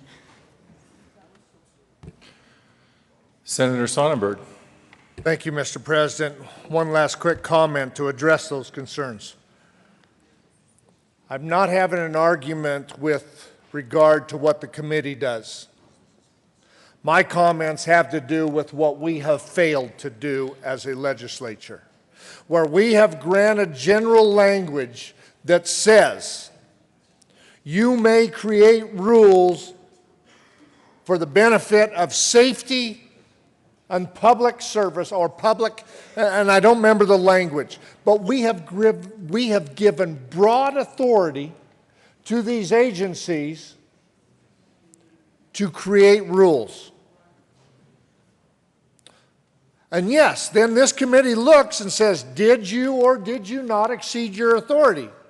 And most of the time the answer is no, you did not exceed your authority, because this body gave that huge general overture that says, go ahead and create all the rules you want, if you do it in the name of public safety or public well-being. And I don't have that statute in front of me. But that's my concern. Not that the committee didn't do its job, not that the sponsors didn't do their job, that we, as a legislative branch of this government, didn't do our job. Senator Jones. Thank you, Mr. President. Well, members, if we take that tack where you can't do rules, I think it should apply to all agencies, and that's Oil and Gas Conservation Commission. Their preference is to do rules and not come into this legislative body, because in my experience, it means that they have to do less. So it works both ways. So when we're talking about rulemaking, you can't pick and choose. You go one way or the other. The other thing I'd note is that if we went down to the fine scale detail, we'd have 4 or 5 times as much of these. And really, do you want to get down into that? It's kind of like having an employee and tell them to do how to do everything every time, instead of saying, I want you to get this done. And the rule review bill is the very mechanism that keeps them in check. So, if you really believe in this, you ought to sit in on the Legal Services Committee's meetings. For one, I've watched a few of them, and they're not that exciting. You should be participating at that level, and before the bill gets introduced, just like anything else. Adoption of the bill. Yeah. There's water in here. Majority Leader Sheffel.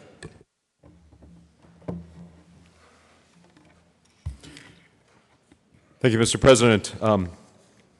Colleagues, what a great discussion. As sponsor of this bill, before I renew my motion and ask for its passage, I just wanted to comment that what a great discussion. The constant tug and pull between the legislative branch and the bills that we pass here, the rulemaking authority we give to the executive, and the vigilant, how we need to be ever vigilant to keep the executive in check. And we've had other discussions and other contexts about that here. How important that is. My time on legal services, I've found the system, no system is perfect, but I have found it to be robust. The internal system that checks on the rules and checks their consistency with legislation, I have found to be sound. What's available to each of our members, and I actually made use of this year, is to actually request staff to say, hey, I had a situation from out of my county, I'd like you to check into this, check the rulemaking and check its consistency, and we had a vigorous discussion on that in a hearing, and that system works. What I mostly appreciate about this discussion, however, is that we all be mindful, and that way I do agree with the good senator from Sterling, that we need to be ever vigilant and mindful that when we do our work here, we're not done. Implementation of the legislation here and the rulemaking that is part and parcel of that, we need to watch. The process does that. We can improve that. We need to be engaged in that process. And ask for an aye vote on 1257. This process needs to continue, and the rules need to be continued that have passed muster with the process. Ask for an aye vote on House Bill 1257. Is there further discussion? Seeing none, the motion before the body is the adoption of House Bill 1257 on third reading and final passage. Are there any no votes? Senator Holbert, Senator Neville, Senator Marble, Senator Sonnenberg, Senator Woods. With 30 ayes, 5 noes, 0 absent, 0 excused, House Bill 1257 is adopted. Co-sponsors: Minority Leader Guzman, Senator Roberts, Senator Heath, Senator Hodge,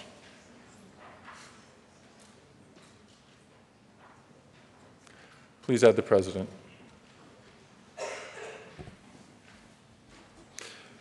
Mr. Majors, please read the title of House Bill 1186. House Bill 1186 by Representative Tyler, Senator Baumgartner, concerning the allocation of a portion of fee revenues collected from public utilities to meet Colorado's grant match obligations under federal law governing the funding of fixed rail guideway safety oversight programs in connection therewith making an appropriation. Senator Baumgartner. Thank you, Mr. President. I move House Bill 1186 and ask for an aye vote. Is there further discussion? Seeing none, the motion before the body is the adoption of House Bill 1186 on third reading and final passage. Are there any no votes? Senator Woods, Senator Lambert, Senator Sonnenberg, Senator Tate, Senator Neville, Senator Holbert, Senator Marble,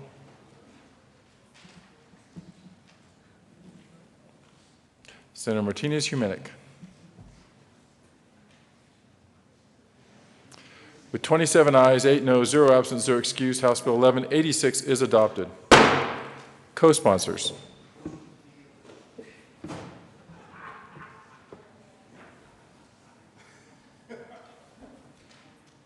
please have the President.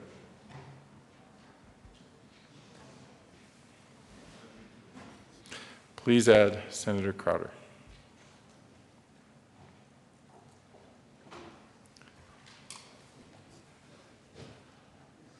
Mr. Majors, would you please read the title of Senate Bill 161? Senate Bill 161 by Senator Crowder and Representative Primavera concerning the regulation of athletic trainers by the Division of Professions and Occupations of the Department of Regulatory Agencies in connection therewith making an appropriation. Senator Crowder. Thank you, Mr. President. I move Senate Bill 161 and ask for a favorable passage. Is there further discussion? Seeing Senator Johnston. Thank you, Mr. President. I also rise in support of athletic supporters. Ask for an aye vote.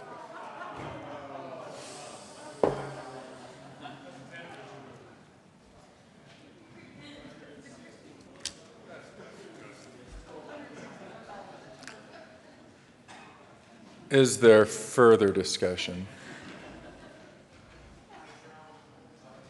Seeing none,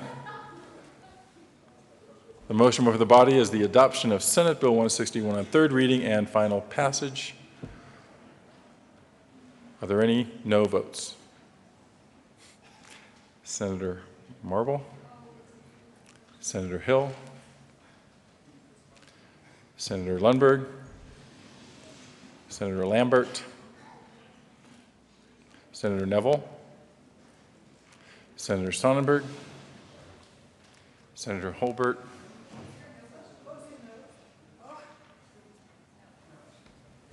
Senator Baumgartner,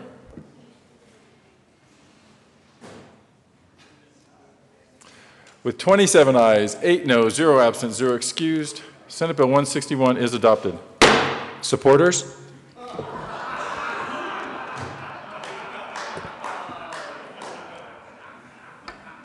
Senator Roberts, Senator Heath, Senator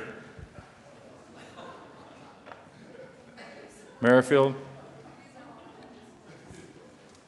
Senator Aguilar, Senator Martinez-Humenick, Senator Grantham, Senator Tate,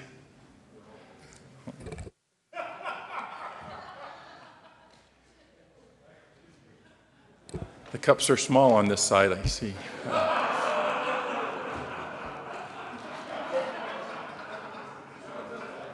Dixie, Senator Stedman,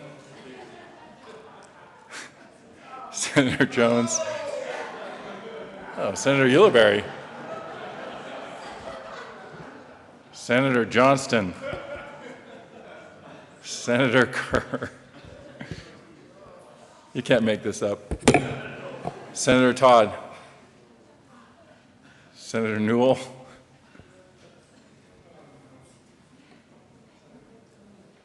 Senator Garcia,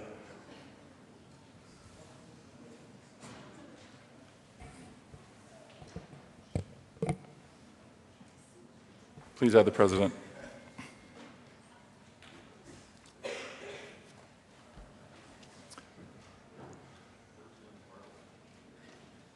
Mr. Majors, would you please read the title to Senate Bill 180?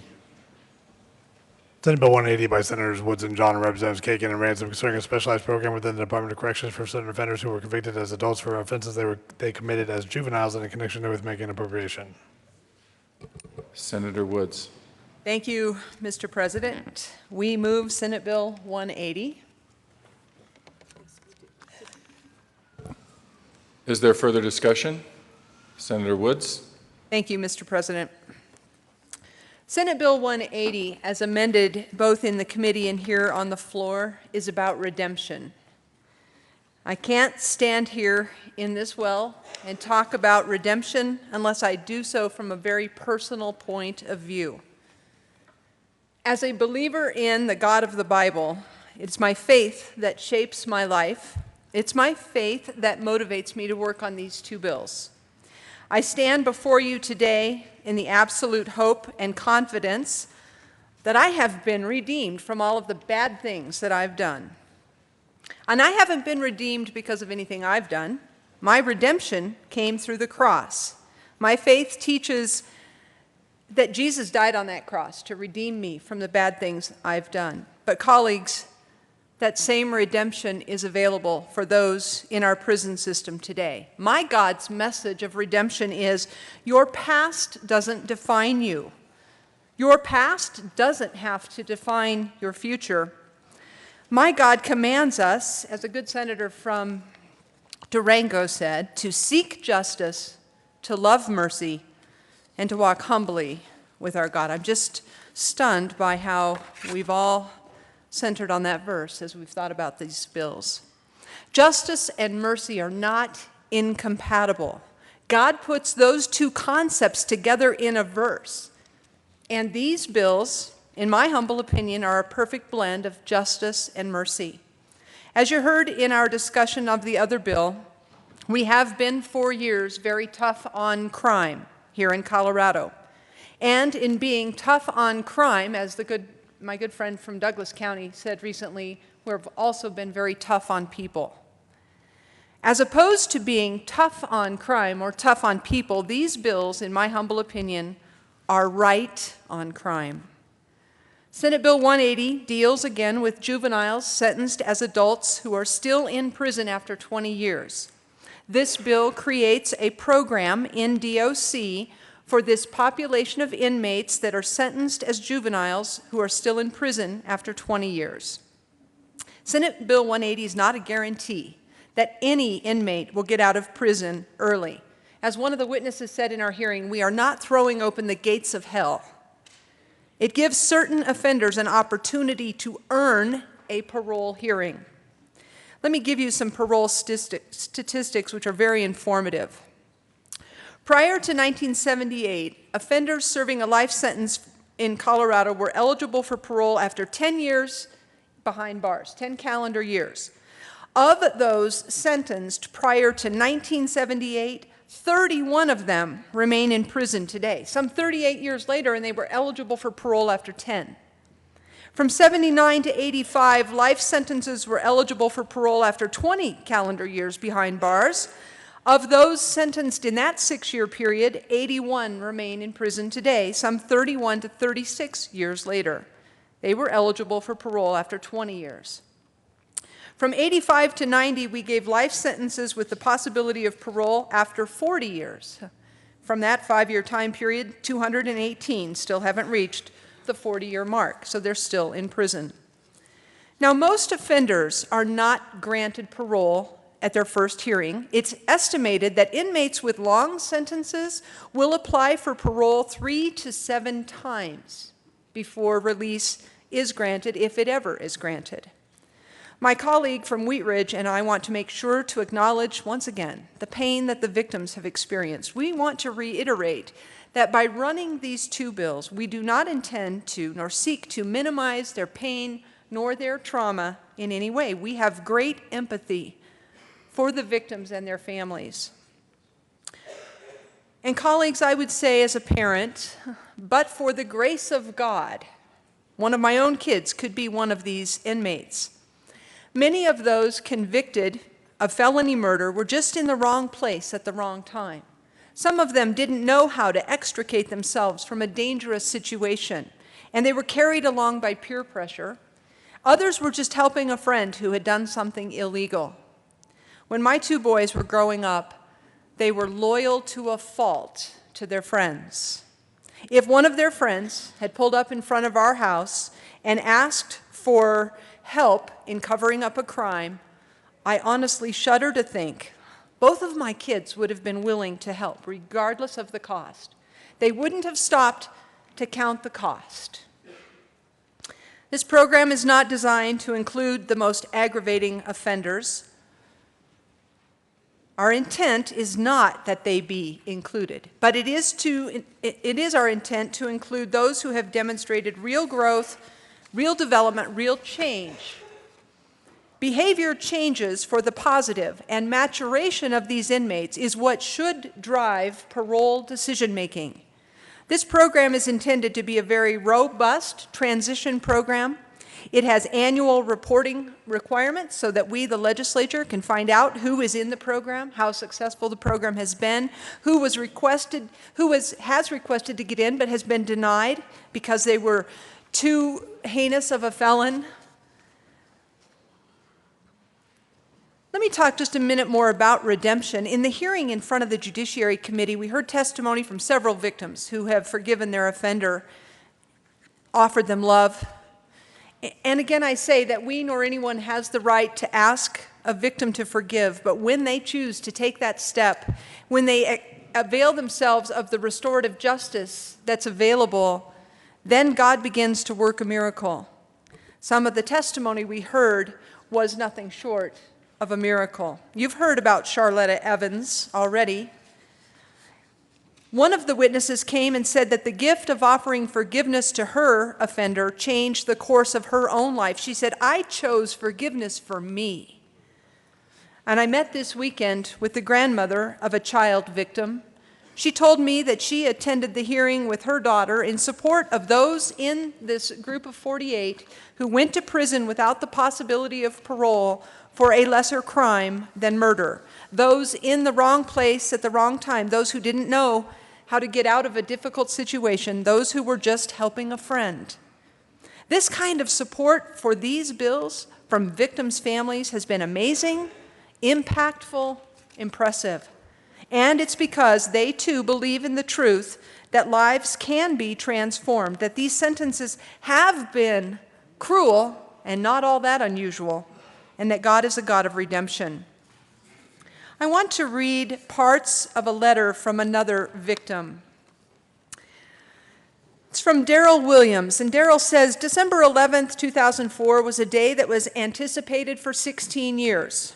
After working a night shift and taking my son Byrus out for brunch and to the car wash, he wanted to clean up my Cadillac so he could cruise with his friend later that night, as he had just received his driver's license in the mail that morning.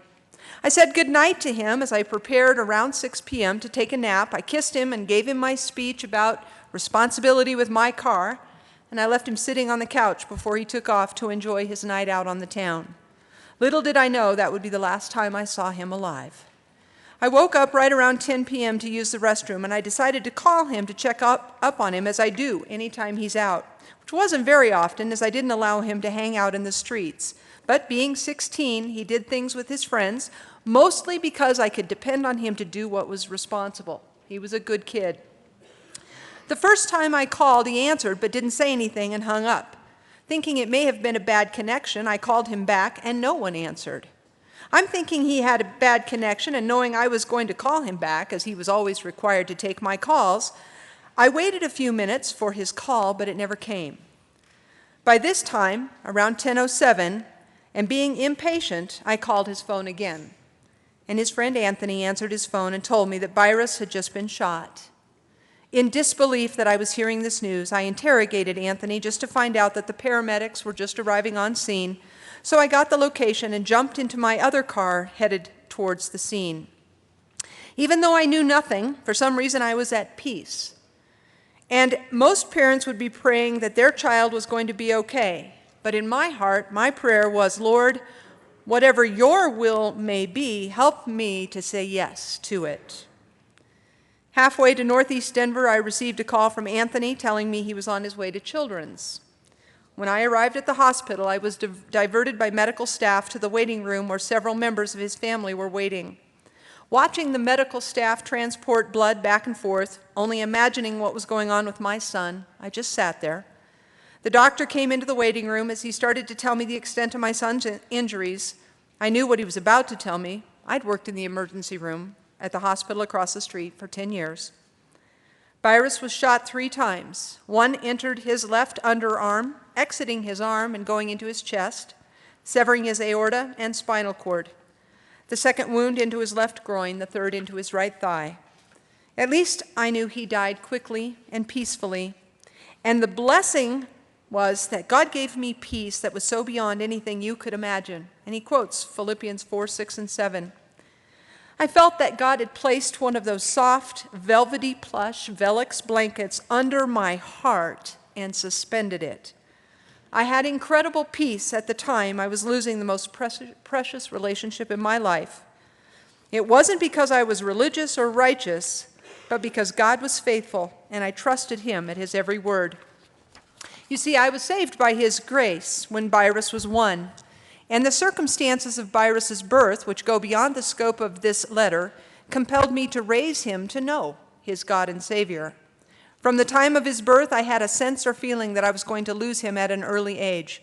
I didn't know how, why, or when, but I had an overwhelming feeling that it was going to happen and that there was a need for me to prepare him for eternity, so I applied every circumstance of his life and took every opportunity to teach him about his need for God. He grew up to be an amazing young man, certainly not perfect, but amazing as everyone that knew him witnessed. He was a good student, taking college courses, and would have graduated with an associate's degree in computers and electronics. I was proud of him, and I talked about him all the time. Senator Woods, we're going to have to share. We're a little bit into our second 10, so I think we need to keep it fairly close. Thank you, Mr. President. I'm happy to do that.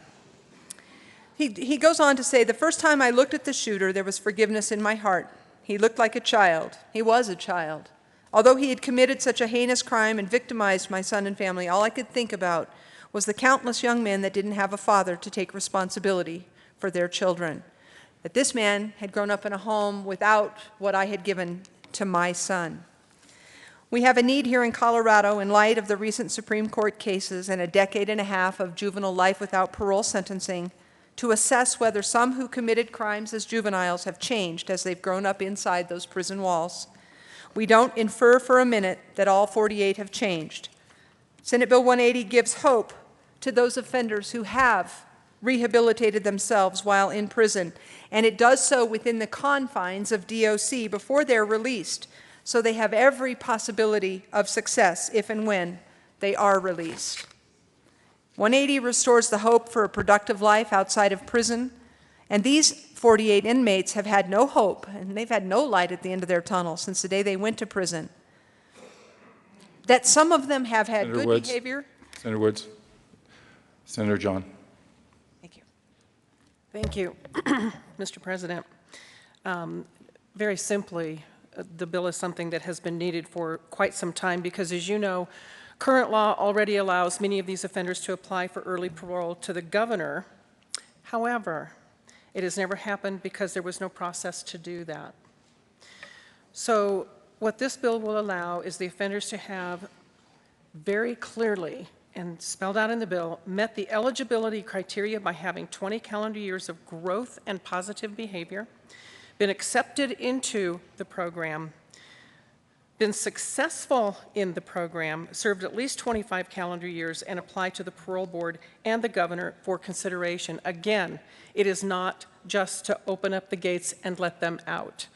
Some of the things that I want to really point out in the legislation, and it's third reading, so I'm not going through all of it, but make very clear that they have to have earned their way to even apply to get into this. If they are denied, they have to wait 3 more years before they apply again. If they're in the program and they mess up, it's done. They go back, no program, have to wait 3 more years. We have put some very solid parameters around who should be able to look at this. The biggest piece for me is that these are juveniles who have never had a cell phone, they've never lived alone, they've probably never cooked their own meals. Some of them were 14, 15, 16-year-olds when they went in. Therefore, they need to have skills and life skills as well as educational skills in order to come out. If they do receive parole and are granted, they need to be productive members of the society. To me, this is a really big reentry program that we have put in place. And again, we've put very strict parameters around that. So we're not opening the floodgates. Again, it would have to be approved. It will be run through the DOC. It will be run through, they will have to go through the parole system. It's not just a license to ask me, I get in, and then to be let out. It's very, very strict. With that, I would ask for a yes vote on Senate Bill 180. Senator Roberts. Thank you, Mr. President. Well, you know, I want you to know who doesn't like this bill as it leaves the Senate. The Colorado Organization of Victim Assistance, hopefully I got their acronym right, COVA, strongly opposes this bill, as it did the last bill, and I want you to know why. With regard to Senate Bill 180, this bill contradicts the supporting arguments made on behalf of the bill we just had. The supporters of Senate Bill 181 contend that the courts say offenders must have individualized sentences. With Senate Bill 180, however, every offender, pre-1990, 1990 to 2006, and those sentenced after 2006 is treated the same. Every offender gets a second look after 20 years. Further, one can argue that Senate Bill 180 aims to insert the director of the Department of Corrections into a criminal justice sentencing scheme. Senate Bill 180 says it is in the sole discretion of the director of DOC to determine who is eligible to participate in the new special program. If the DOC director allows an offender to participate and that offender completes the program, the offender is, quote, presumed, unquote, to be rehabilitated. Thus, the parole board would likely be, quote, required, unquote, to recommend every early parole to the governor. This email says, you've probably seen the recent coverage of the failures of the SURE and SWIFT program authorized by the General Assembly in 2015.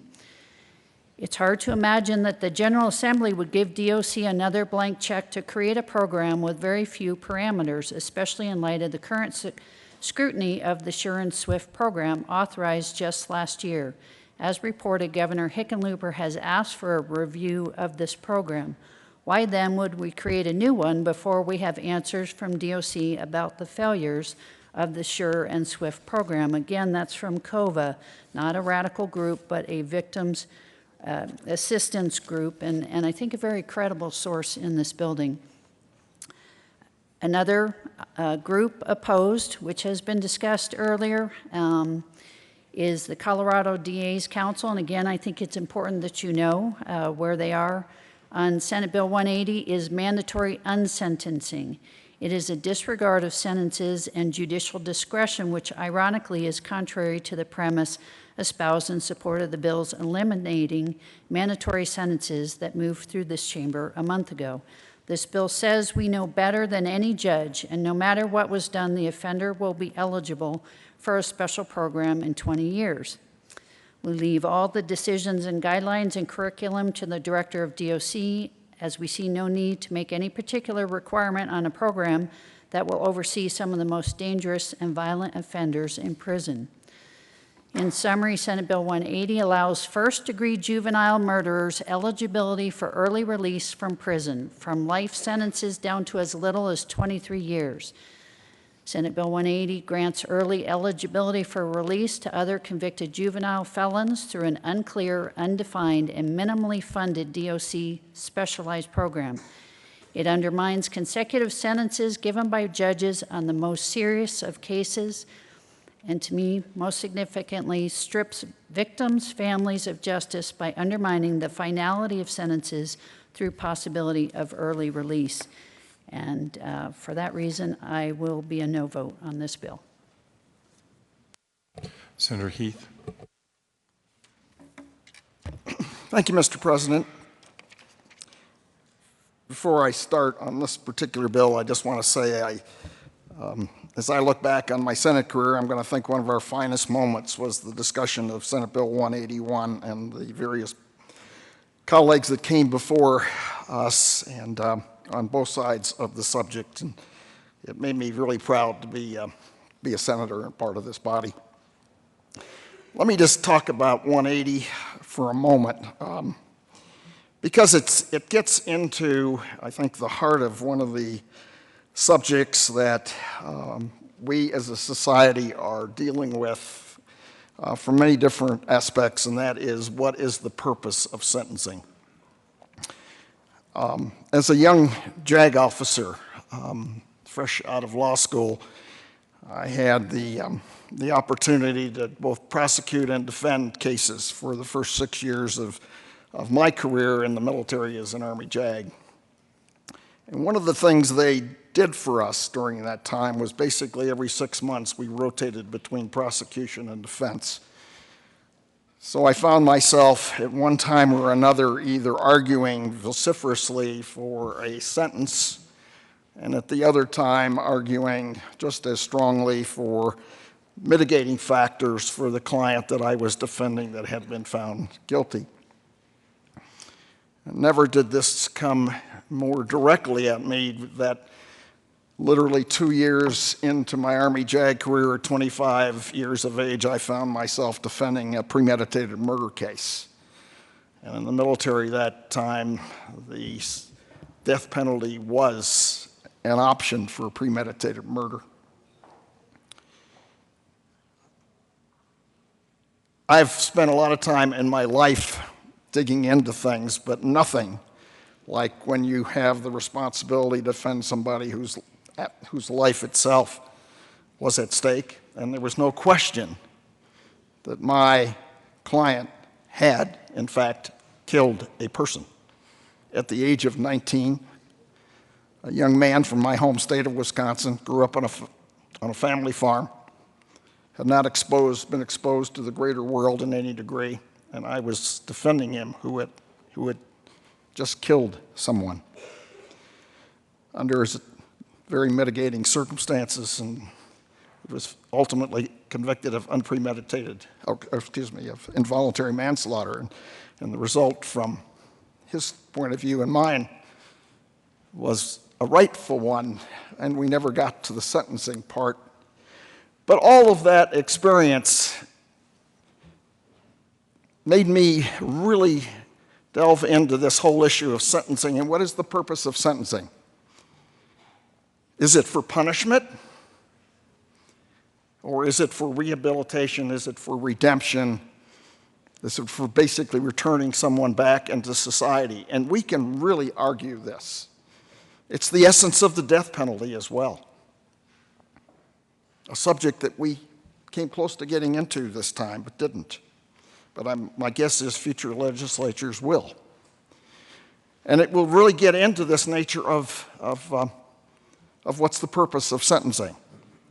I don't know if any of you saw 60 Minutes a couple weeks ago, but it was basically the whole time was basically spent on the German system. And having lived in Germany, and part of my job was as a liaison officer of the German government was to spend my time in German courts, because every GI who was tried in a German court, we had to basically retain defense attorneys and be an observer at those trials. And one of the one was Earl Small, who had murdered, if you can believe this, the son of a German prosecutor. So I've had a lot of exposure to this, and the 60 Minutes show was basically about restorative justice and their whole sense that really it wasn't so much based on punishment, but based on how do we restore somebody to life after prison. These bills, both 181 and 180, I think go to the heart of this. And I have been all over the map on this subject. But I truly believe the sponsors of 181 and 180 have gotten to a place where I am. And that is to find a balance between the notion of punishment and the notion of rehabilitation, and the notion of looking at the whole of the situation as opposed to just the crime itself. This is a very, very difficult subject. I was very moved by 60 Minutes and how the Germans do, in fact, approach sentencing, because they do it in a very different way than we do. I think it's a much more human way that takes into account not only the victims, but also the perpetrator, and looks, hopefully, at the longer range consequences of the action of the court. So what is the purpose of sentencing? I would hope it's a combination of both punishment and rehabilitation. And I thank the sponsors of both of these bills for taking not only a casual, but a very in-depth look at, I think, one of the most difficult problems facing society today. I'm going to be a yes vote on Senate Bill 180 as I was on Senate Bill 181, because I do think in this particular situation we have found the proper balance. Thank you. Is there further discussion? Senator John? Thank you, Mr. President. And just very quickly, to address a couple of things that were brought up. People have said, I just really don't understand why do we need this. The United States Supreme Court has once again, as we've said before, determined that children are legally different than adults. There is no disputing that. We're all parents, and we know that. We should respond and embrace this legal principle. You know, the sentences that youth receive at the time during the 90s and the early 2000s, at that time were long unduly punitive and for the most part equal to or more severe than adult sentences. More severe than adult sentences for the very same crimes. How can that be okay? We need this bill to balance out the policies and practices of the 90s and early 2000s that do not respect the science. We have studies showing us now things that we did not know then. We need this bill because juveniles change. They do rehabilitate. And for those that don't, this isn't going to apply. We need this bill because redemption and second chances should be given to children. We talked about that endlessly in the previous bill. We need this bill because it is evidence-based. It is evidence-based. It will only give benefits to those who affirmatively demonstrate that they are not who they were when they committed this serious, heinous crime. It has also come up, and again, the victims have been so thought about during this whole process because they have gone through really horrible things. But quite frankly, sometimes sentences do change. The Supreme Court rules, the governor commutes, there's the governor's clemency. There's so many reasons that that could change. And it's hard on the victim every single time it does. And something else we made sure of was that every single time there was something going on, because we worked a lot of hours with the victims' rights group, that those victims would be notified. They have a right to be notified, and they have a right to be notified if the governor decides to do clemency or change that sentence, commute a sentence. They have a right to know. They have a right to make their voice heard and speak. We've given them those rights in this bill as well. And finally, we've talked about case law. Well, there's things that we have to pay attention to, and it's called the Supreme Court. And it was said by the Supreme Court in Graham that juvenile offenders cannot with reliability be classified among the worst of offenders because a juvenile is not absolved of responsibility for his actions, but his transgression is not as morally reprehensible as that of an adult. They don't have the same neurons running all at the same time as some of us parents would say. And said again in Montgomery, extending parole eligibility to juvenile offenders does not impose an onerous border on the state, nor does it disturb the finality of state convictions. Those prisoners who have shown an inability to reform will continue to serve their life sentences. The opportunity for release will only be afforded to those who demonstrate the truth of Miller's central intuition, that children who commit even heinous crimes are capable of change. Prisoners like Montgomery must be given the opportunity to show their crime did not reflect irreparable corruption, and if it did not, their hope for some years of life outside of prison walls must be restored. They must be given a meaningful opportunity for release. It doesn't mean they're all going to be released, nor should they. I again ask for an aye vote on Senate Bill 180.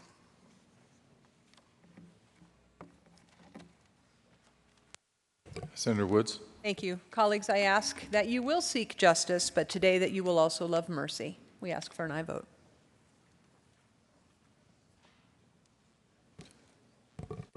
Is there further discussion? Seeing none, the motion before the body is the adoption of Senate Bill 180 on third reading and final passage. Are there any no votes? Senator Cook, Senator Sonnenberg, Senator Roberts, Senator Johnson, Senator Scott,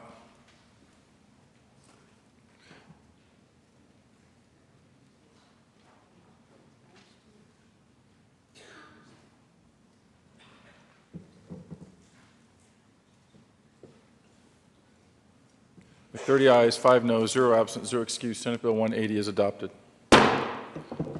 Co-sponsors: Senator Newell, Senator Heath, Senator Kafalis, Senator Lundberg, Senator Merrifield, Senator Todd,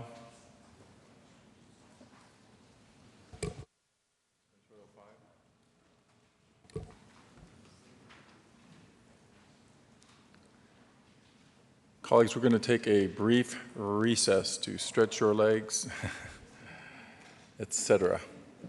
Senate will be in recess.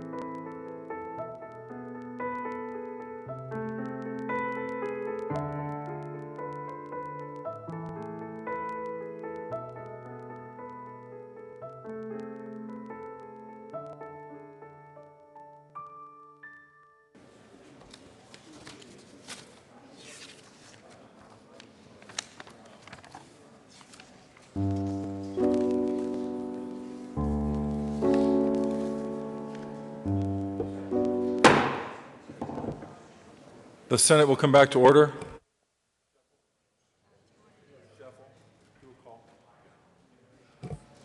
Mr. Majority Leader. Thank you, Mr. President. Move a call of the Senate. Call of the Senate has been moved. It has been sustained. Sergeant, would you please secure the exits, retrieve missing members? Mr. Majors, would you call the roll? Senators Aguilar, Baumgardner,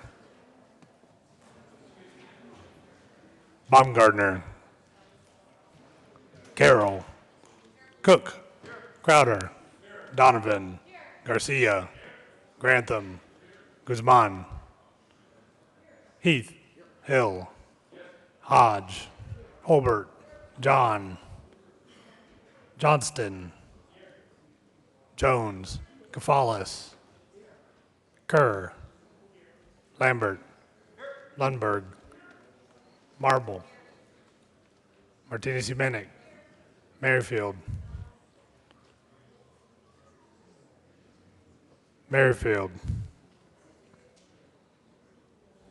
Neville, Newell, Roberts, Scheffel, Scott, Sonnenberg, Stedman, Tate, Todd, Ulibarri, Woods,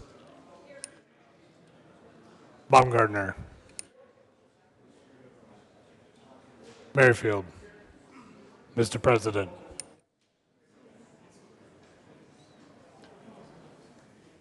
Here.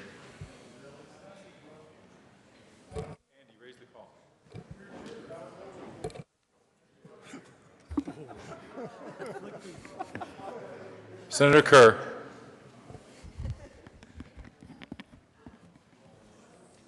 Thank you, Mr. President. I know that. I move that the call be raised. There is objection? Without objection, the call will be raised. Committee reports.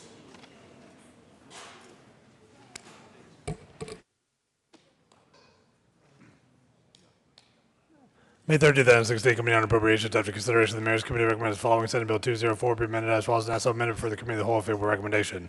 May 3rd, 2016, Committee on Appropriations, after consideration of the Mayor's Committee recommends the following House Bill 1291 be postponed indefinitely. May 3rd, 2016, Committee on Appropriations, after consideration of the Mayor's Committee recommends the following House Bill 1453 be amended as follows and also amended before the Committee of the Whole favorable recommendation. May 3rd, 2016, Committee on Appropriations, after consideration of the Mayor's Committee recommends the following Senate Bill 199 be amended as follows and also amended before the Committee of the Whole favorable recommendation. May 3rd, 2016, Committee on Appropriations, after consideration of the Mayor's Committee recommends the following House Bill 1097 before the Committee of the Whole favorable recommendation with the recommendation be placed on the consent calendar. May 3rd, 2016, Committee on Appropriations, after consideration of the Mayor's Committee recommends the following Senate Bill 1 be amended as follows and also amended before the Committee of the Whole favorable recommendation. May 3rd, 2016, Committee on Appropriations, after consideration of the Mayor's Committee recommends the following House Bill 1332 be referred to the Committee of the Whole favorable recommendation with the recommendation be placed on the consent calendar. May 3rd, 2016, Committee on Appropriations, after consideration of the Mayor's Committee recommends the following House Bill 1080 be referred to the Committee of the Whole favorable recommendation with the recommendation be placed on the consent calendar. May 3rd, 2016, Committee on Appropriations, after consideration of the Mayor's Committee recommends the following House Bill 1277 be amended as follows and also amended before the Committee of the Whole favorable recommendation. May 3rd, 2016, Committee on Appropriations, after consideration of the Mayor's Committee recommends the following Senate Bill 3 be amended as follows and also amended before the Committee of the Whole favorable recommendation. May 3rd, 2016, Committee on Appropriations, after consideration of the Mayor's Committee recommends the following House Bill 1172 before the Committee of the Whole favorable recommendation with the recommendation be placed on the consent calendar.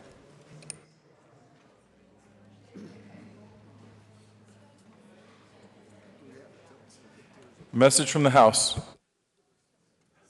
May 3rd, 2016, Mr. President, the House has passed on third reading Transmitted Advisor Statute, House Bill 1448. The House has passed on third reading Transmitted Advisor Statute, House Bill 1376 as amended, House Bill 1003 as amended, House Bill 1031 as amended, House Bill 1077 as amended.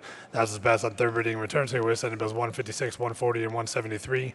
The House has postponed indefinitely Senate Bills 86, 151, 154, and 79. The bills will return herewith. Speaker has appointed Representatives Salazar as chairman, Ryden and Neville as House conferees on the First Conference Committee on Senate Bill 106. Message from the Reviser of Statutes. May 3rd, 2016, we herewith transmit without comment House Bill 1448 without comment as amended, House Bills 1003, 1031, 1077, and 1376. We are now back to third reading of bills, final passage. Mr. Majors, would you please read the title of Senate Concurrent Resolution 5?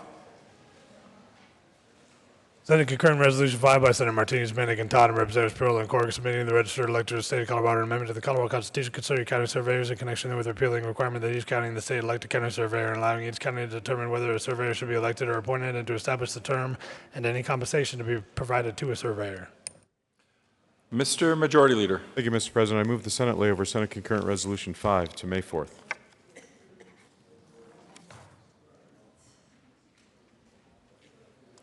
You have heard the motion.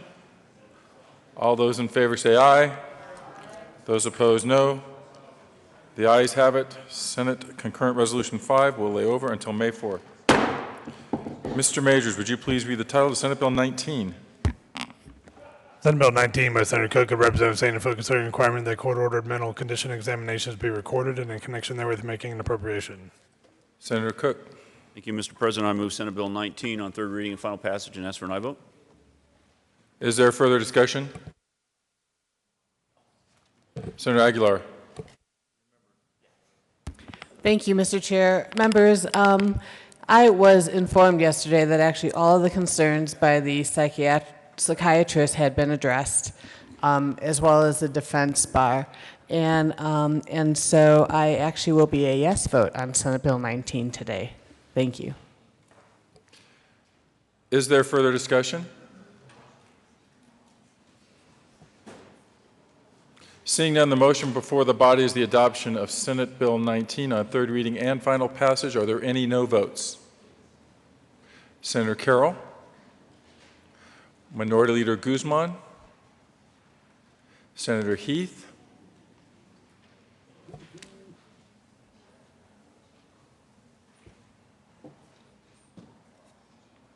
with 32 ayes, 3 noes, 0 absent, 0 excused, Senate Bill 19 is adopted.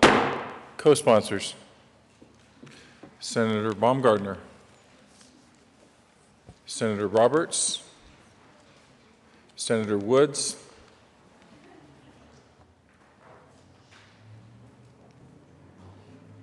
Senator Marble,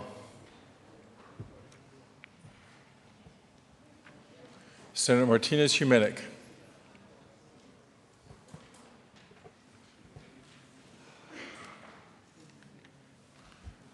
Senator Cook. Oh, please add Senator Tate as a co-sponsor. Senator Todd. Senator Neville.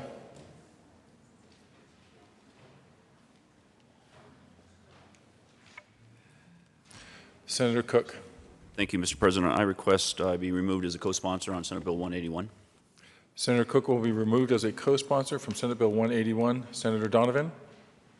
Thank you, Mr. President. I request to be added as a co-sponsor to Senate Bill 181. Senator Donovan will be added as a co-sponsor to Senate Bill 181.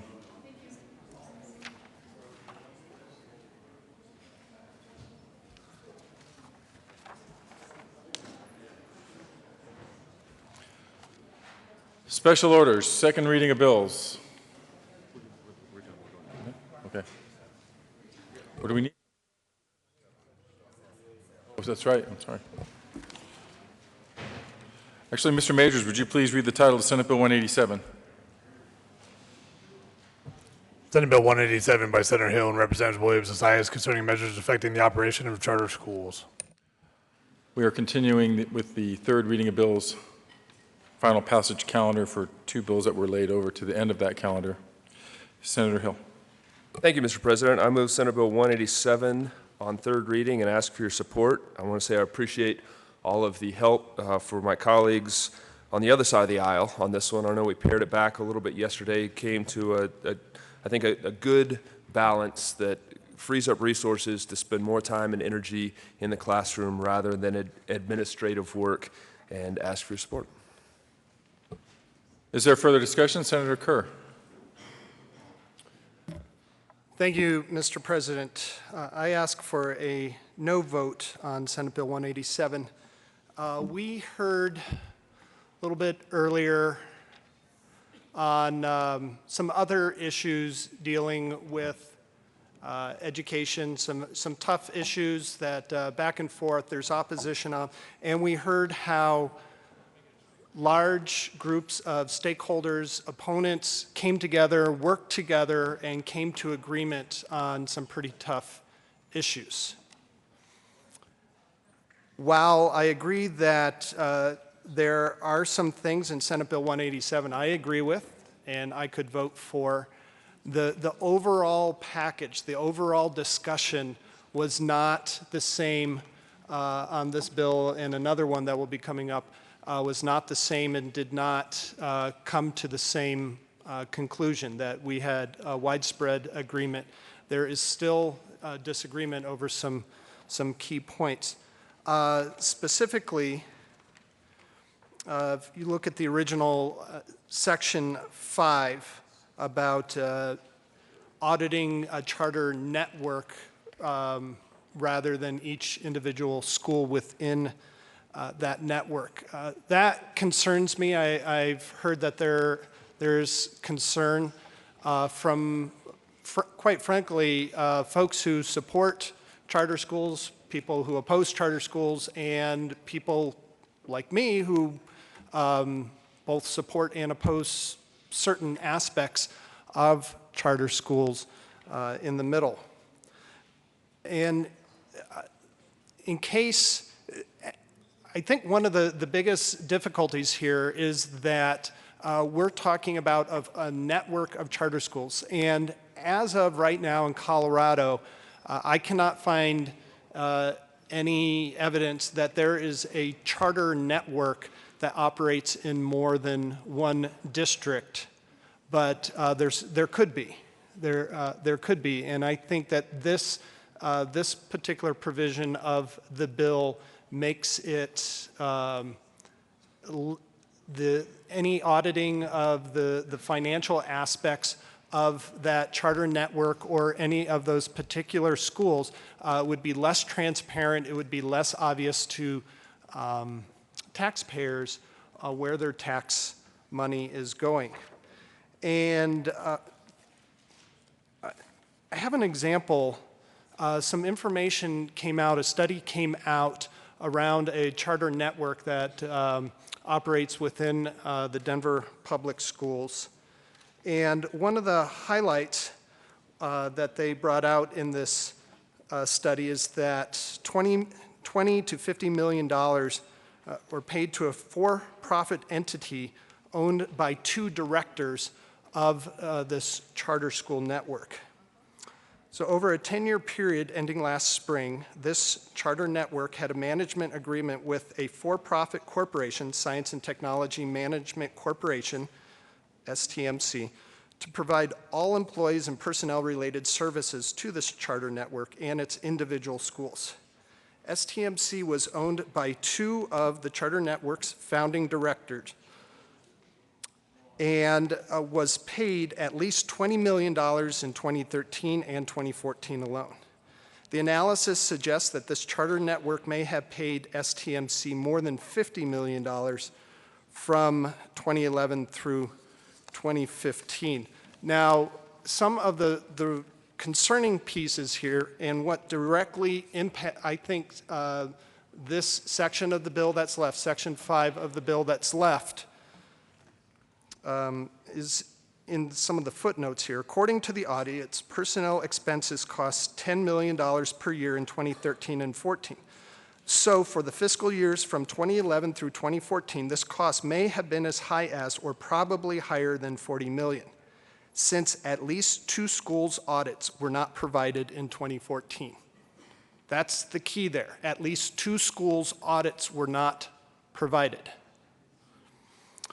This footnote goes on with the network's audited financial statements, receiving over $30 million in per pupil revenue from the state and mill levy overrides from Denver property taxes. That's the mill levy override, which we'll talk about in a different bill.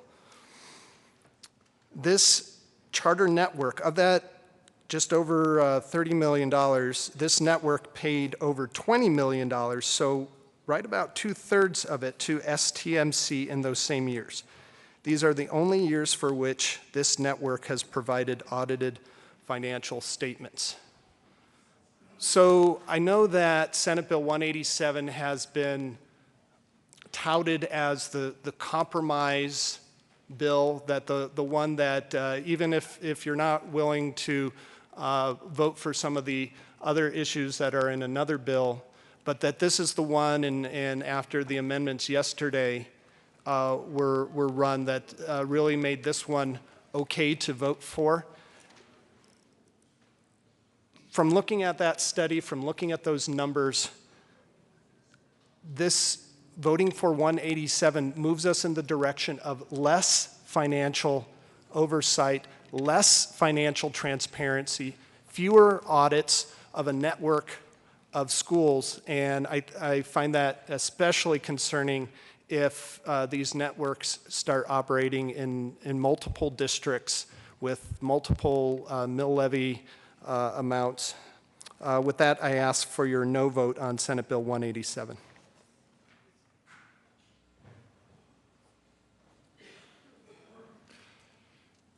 Senator Merrifield. Thank you, Mr. President.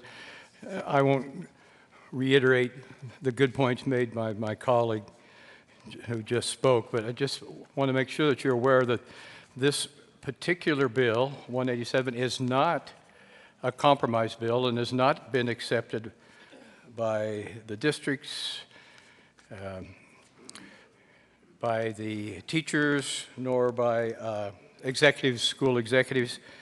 They still feel that this is a very weak bill that they opposed. And so I would ask you, the real concern is years ago when we were debating charter regulations and charter rules, we were assured that charter schools would be even more transparent, would have even more stringent accountability than neighborhood schools. And we were challenged to prove that our neighborhood schools were as open and transparent as charter schools. And now we have a bill that pulls way back on the transparency and accountability of charter schools. And I would just ask you to oppose this bill. And I think that's all I will say at the moment. Senator Johnston. Thank you, Mr. President.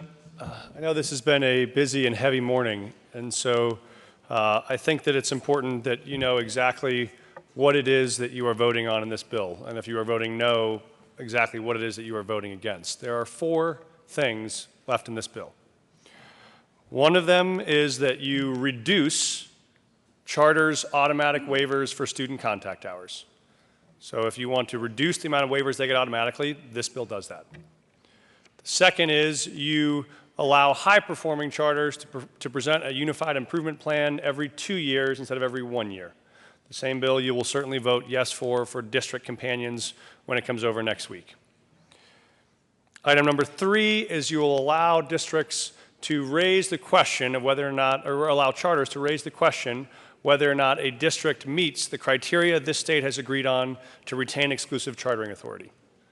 And if a district ever loses that, this would allow them to recover that exclusive chartering authority immediately. Those are the 3 things. And the 4th one, which is the issue just raised, is you will say if you have 5 schools, or actually let's take it this way, if you have a charter school that runs from 6th through 12th grade on one campus, that is technically a middle school and a high school. Right now, you'd be required to run 2 separate formal audits on 2 separate formal campuses, even though the PE teacher might actually serve 8th grade and 9th grade. Uh-oh. Or the assistant principal might cover 6th grade and 10th grade. Uh-oh, 2 separate audits. So if you believe this is your major line in the sand to insist that every charter school in a 5-school network does its own separate audit with its own separate auditor, rather than filing one audit that includes a component unit assessment of every single school. There's no less transparency, there's no less disclosure, there's no less oversight. What there is a small amount of efficiency from refusing to force people to submit multiple claims on what the last speaker said he wanted, which is a network-wide report on performance. That is what this bill does. And if you think that's not enough financial transparency, I would ask you to go back and check your vote 3 years ago when we had a brouhaha in this well over whether or not districts should have school-based financial transparency. Because before that, you could not find out what any school in any public school district in Colorado actually spent at the school level. There was only one report for the entire district. You could never get a school-based financial report. Against the opposition of the districts, against the opposition of the school boards, we fought and passed that to say, hey, I just want to know how much is actually spent at my local school. There will be far less, and there is far less financial transparency now and in the future on a district school than there will be on a charter school. You'll have far more here. The question is, do you just want to vote to create more red tape and more cost for those schools for the same amount of transparency, or do you not? I don't find anything controversial in those 4 items. I'd ask for an aye vote. Senator Tate. Thank you, Mr. President. I also urge an aye vote. And to kind of the last point, and to allay the concerns of my colleague from Jefferson County, an audited financial statement of a charter school network would look, imagine that, just like your school district audited financial statements, where all the money on a per school basis is handled through managerial accounting, not through individual auditing that would be very burdensome and cost ineffective. So again, I would again agree with my colleague from Denver, urge an aye vote. Thank you. Senator Holbert. Thank you, Mr. President. I asked for an aye vote on 187. And I want to take a moment, we'll do this next week, but to recognize the good work of the senator from Denver. There have been some people who have come through this chamber who have made a huge impact on education, and I don't agree with everything that he has done during his time here, but occasionally we do.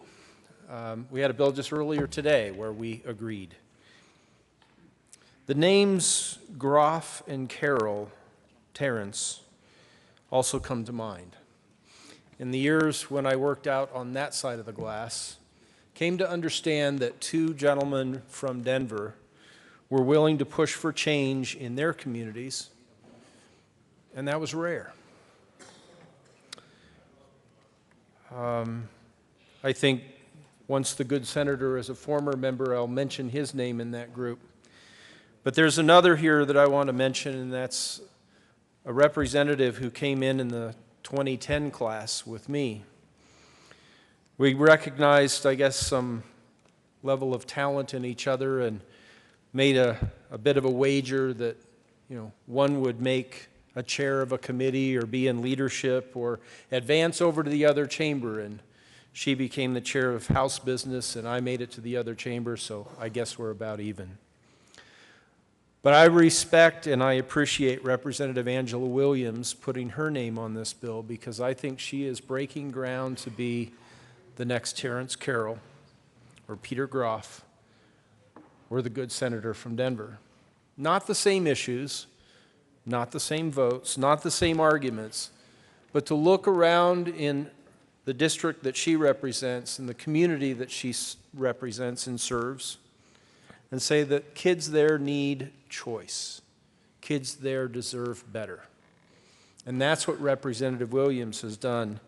And I ask you to please consider the legacy of those former legislators, the current legislators, and the potential for the future if we all, or a majority of us, were to support Senate Bill 187 and the next bill and allow kids all over this state, but especially here in the Denver area, an opportunity to choose what's right for them, to let parents choose.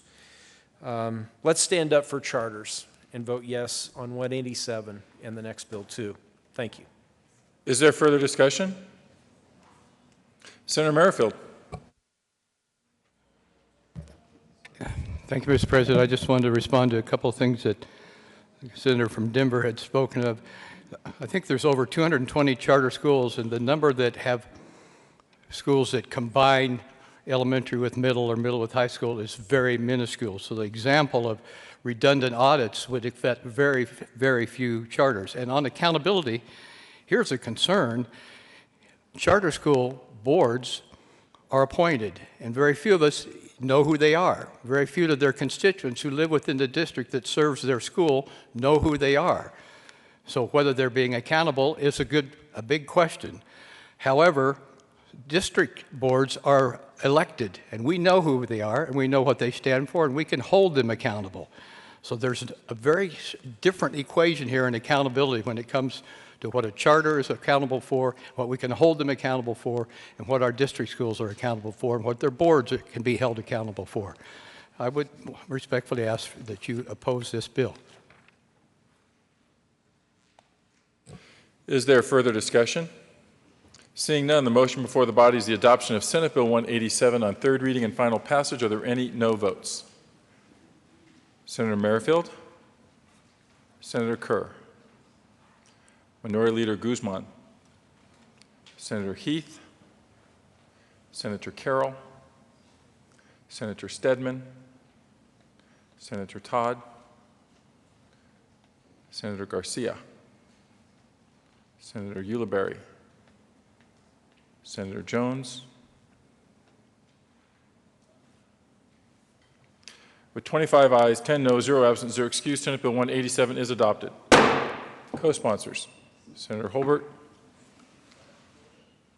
Mr. Majority Leader, Senator Neville, Senator Lambert, Senator Lundberg, Senator Woods, Senator Tate, Senator Scott,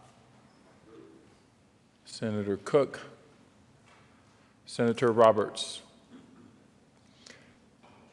Senator Marble, Senator Johnston, Senator Martinez-Humenick, Senator Baumgardner. Please add the President. Too late.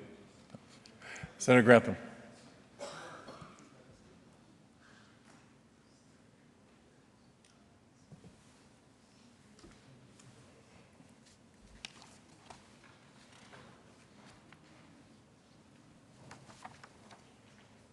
Mr. Majors, would you please read the title to Senate Bill 188? Senate Bill 188 by Senator Hill and Representative Williams and Sias concerning increasing charter schools' access to resources. Senator Hill. Thank you very much, Mr. President. I move Senate Bill 188, colleagues, and ask for your support. We, again, I want to say thank you to many folks on both sides of the aisle who worked hard with me on this bill. It is very different from what we started with. We started from a fundamental understanding that of 115,000 students in Colorado who attend public charter schools, unfortunately, in the past, they have not been treated in the same way. And what this bill does, it says over the next 2 years, we're going to phase in a sharing of local taxes that all citizens vote on within that district, and say we're not going to force sharing for services that aren't offered. We're not going to force sharing for programs that are not the same. But what it does says is when one of our children in Colorado sits down with their parents or teachers or peers and works to figure out what's their best opportunity for getting an education that will help them be successful in a 21st century economy. Whatever they choose, whether they go to a traditional neighborhood school or go across the street to a public charter school, whatever that child and their parents and their peers, whatever they choose is best for them, financially, we are going to treat that child the same. Financially, we are going to make sure that if you're going to use the services that the Constitution guarantees on one side of the street, if partway through the year or next year they decide, hey, there's a better option, I need to try this, that child is worth the same amount of money on the other side of the street as they are on any other public school. Colleagues, ask for your support on Senate Bill 188. Senator Kerr.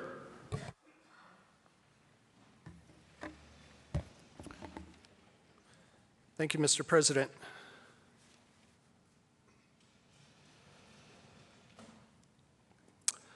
I ask for your no vote on Senate Bill 188.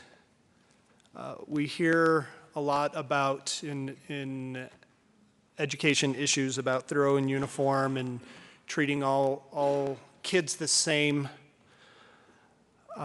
We hear about the little bit over 100,000 students, about 115,000 students who attend charter schools currently that are they have not been treated in the same way, and that they can sit down with their parents and choose what's best for them, regardless of which side of the street they live on. However, we do have 178 different school districts. We have large charter-friendly districts like Jefferson County and Douglas County and Denver. I know in Jefferson County we have 16 charter schools.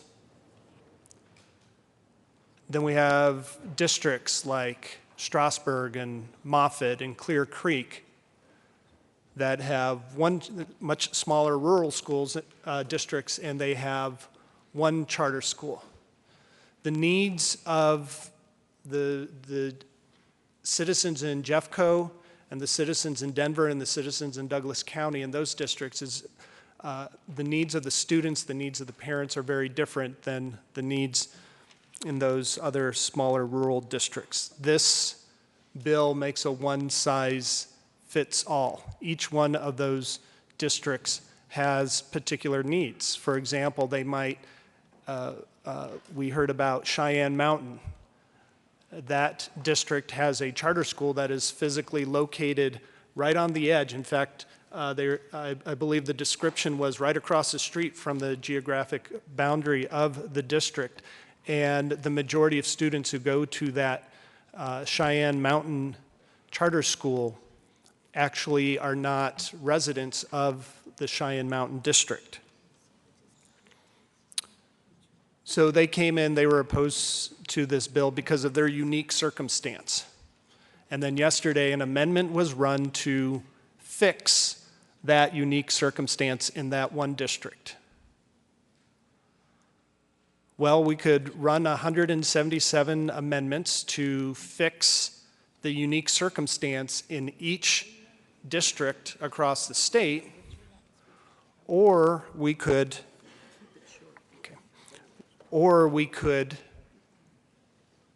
just vote no on this bill.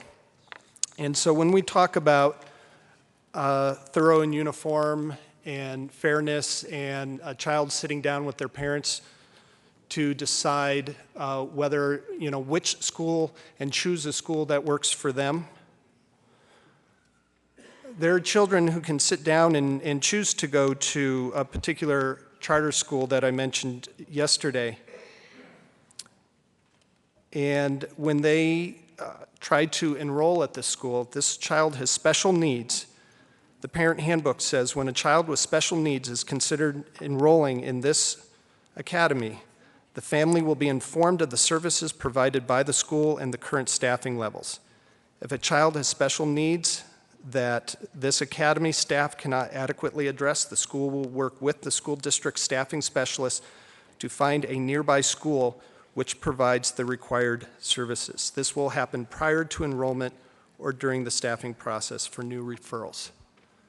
The schools that my kids go to, if they put something like that in the parent handbook or the principal ever said words like that it just doesn't happen in your neighborhood schools. So when we're saying fair is fair, we're making things equitable, we need to make sure that we're looking at all aspects of our schools. Please vote no on Senate Bill 188. Is there further discussion? Senator Aguilar.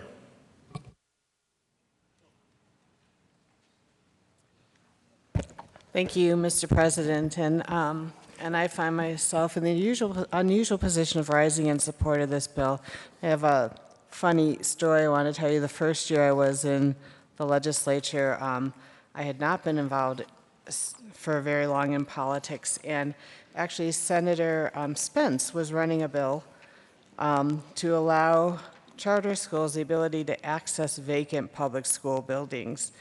And I asked her whether it was okay for me to testify in support of her bill, and I did. And that had to do with just a basic sense of fairness for our students. And there have been a number of amendments that have been made in 187 and 188, and what I was most interested in seeing was that the accommodations we were making for charter schools were made for charter schools that the districts had approved. Because although they do not have elected boards, the decision whether to continue their charters or not is under the purview of our elected board for the districts. I think that in my Senate district, in a portion of my Senate district in southwest Denver, we have a very high dropout rate. We have a very low college continuation rate. But we have one charter school in particular that this year has a 96% acceptance rate of student population that is over 90% Latino into college. And I am very concerned about the lack of diversity in higher education and very excited to see these kinds of results out of a school in my district where many of the families speak English as a second language. And so I rise in support of this bill. I know that people have said, and that the former speaker mentioned that children with disabilities aren't always welcome at charter schools. Well, I don't think people realize that, at least in Denver, while children with disabilities are welcome in the local school, they're put in segregated classrooms.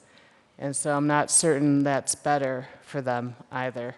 And they actually are now forming, some parents of children with disabilities are forming charter schools focused on inclusion and having options available for children with disabilities. And so I rise in support of Senate Bill 188 and want to thank those schools in Senate District 32 that have made access to college a reality.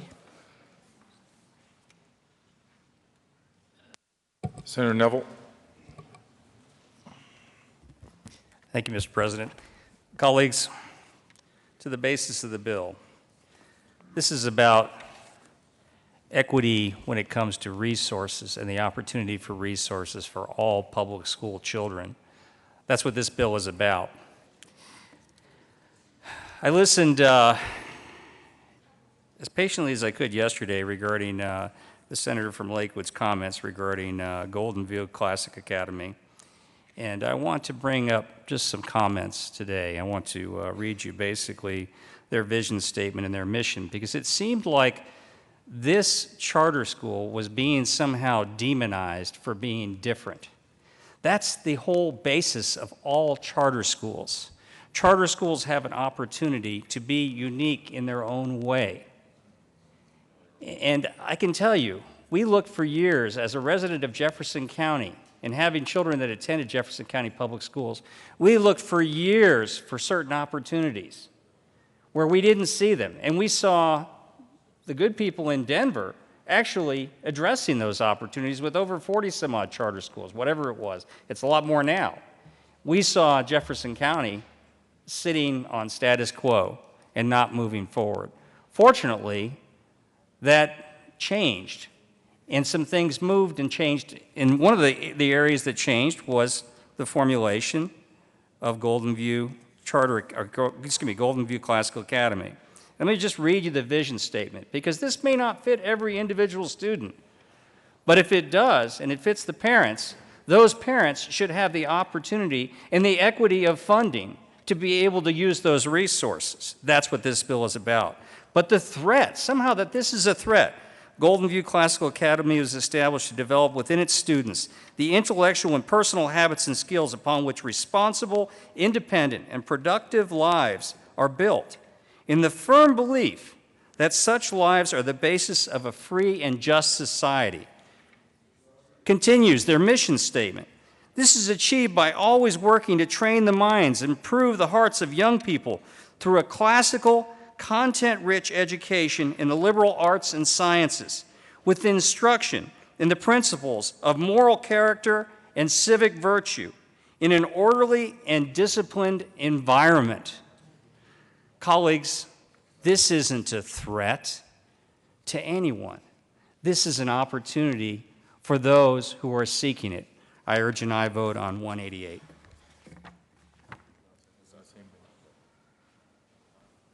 Senator Merrifield. Thank you, Mr. President. I urge a no vote.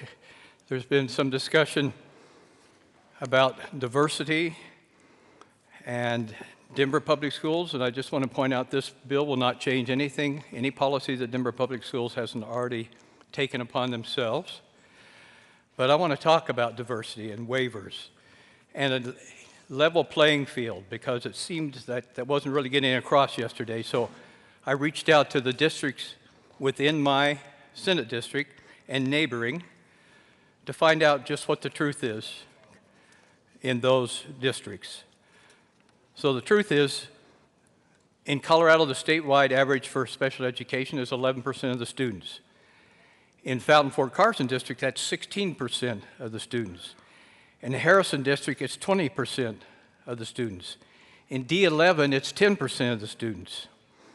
The charters average of those districts that they provide services for special education students is 3%. 3%. That doesn't encourage diversity within that student body. The charters discreetly refer those special ed kids back to the district under the premise that the neighborhood schools can serve them better. However, Colorado only reimburses school districts for 25% of the cost of special education. So those students, the cost of those students is being unfairly, overwhelmingly borne by the neighborhood schools and the school district. This is even more true of the severely disabled, as referred to. The severely disabled are not served in charter schools. Their responsibility is taken upon by the neighborhood schools and by the neighborhood districts. And I don't know the policy that takes place in DPS, but I know they are not segregated in Colorado Springs.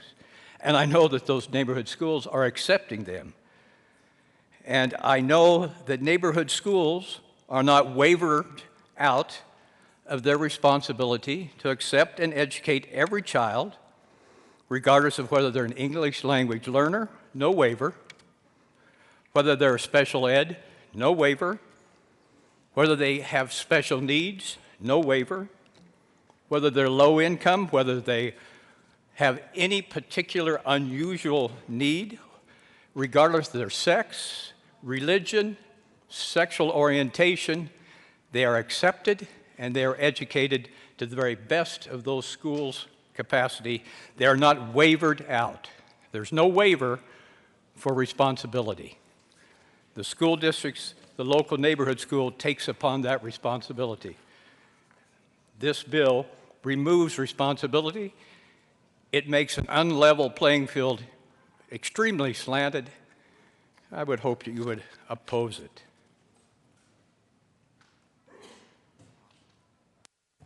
Senator Johnston.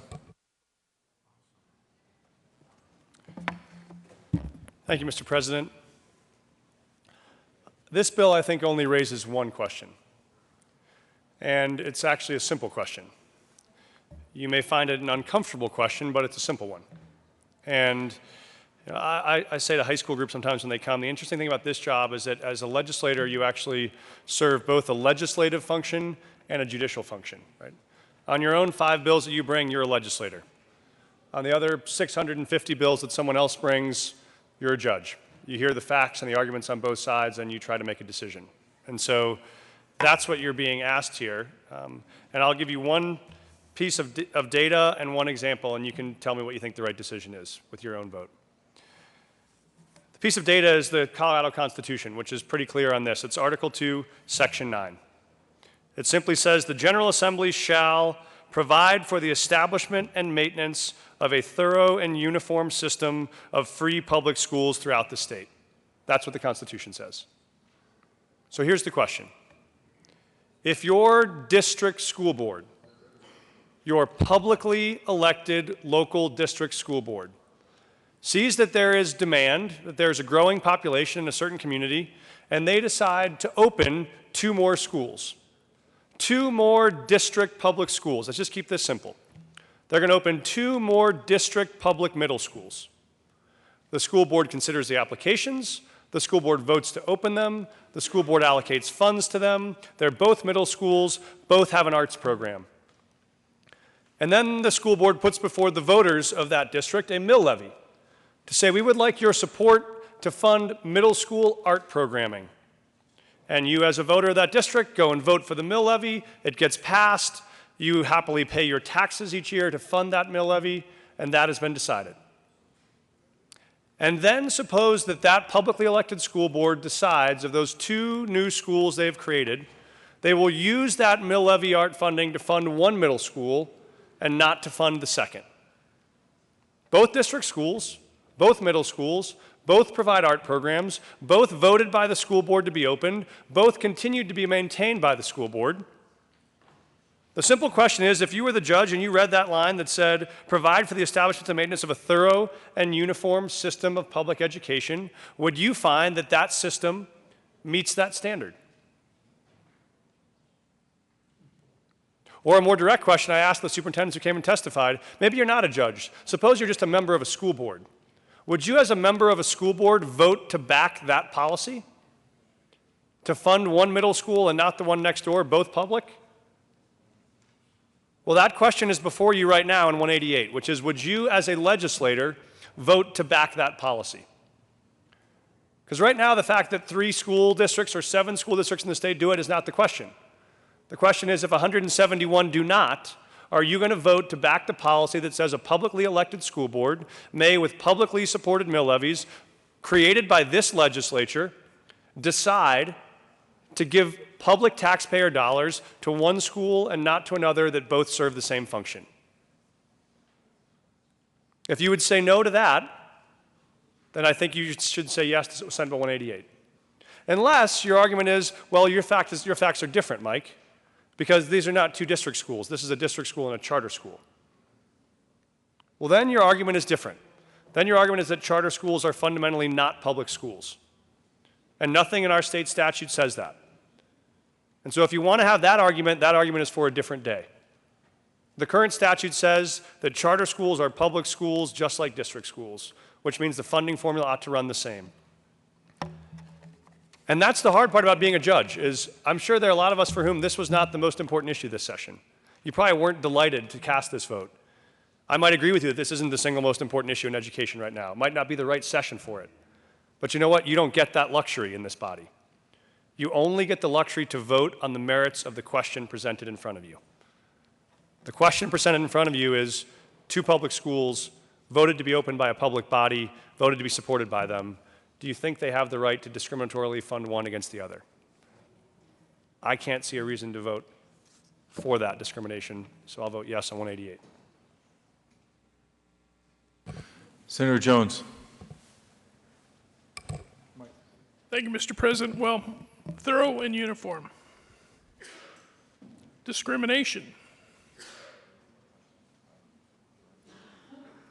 How many public schools get waivers from what they have to do and responsibilities that they are supposed to take on? How many of them don't have to have those safeguards?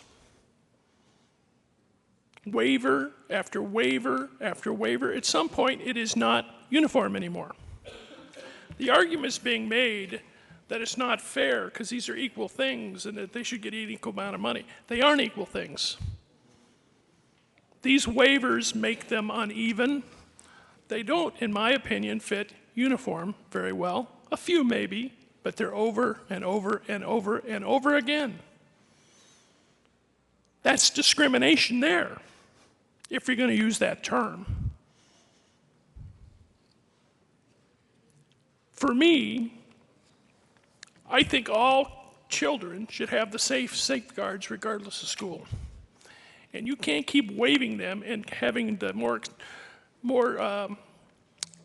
challenging students go to public schools and not take them up as much in charter schools, and then turn around and say, we want equal money.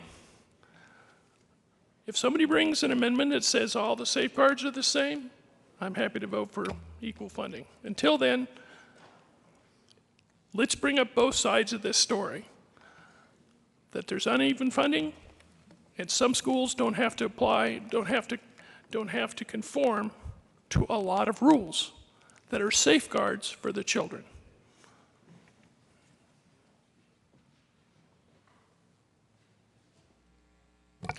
Senator Hill. Thank you, Mr. President. Colleagues, in conclusion, it's helpful to know that some districts are already doing this. Some of our districts are proving that this works well to the advantage of all students. They've shown the advantage of this policy because it does encourage diversity. Many of the challenges of serving every single one of our students comes from inequitability of funding. And when we equalize the funding, we equalize the opportunities for the innovation that charters continue to provide. We hear about waivers. Every single school in Colorado can apply for a waiver. It's an option to every single school out there. There is thorough and uniform opportunity to apply for a release from these government rules and requirements. It's up to the local district what they choose to do on this. Mr. President, I want to encourage everyone that there is a special place in Colorado for charter schools, for their parents, and for their children who attend charter schools. They are working to provide innovative solutions to educate. We've heard from teen moms, language immersion, children with disabilities, artists, engineers, you name it. And this bill ensures that all of our children are worth the same amount, no matter what public school they choose to attend. Is there further discussion? Seeing none, the motion before the body is the adoption of Senate Bill 188 on third reading and final passage. Are there any no votes? Minority Leader Guzman, Senator Heath, Senator Merrifield, Senator Jones, Senator Stedman, Senator Ulibarri, Senator Tate, Senator Kerr, Senator Todd,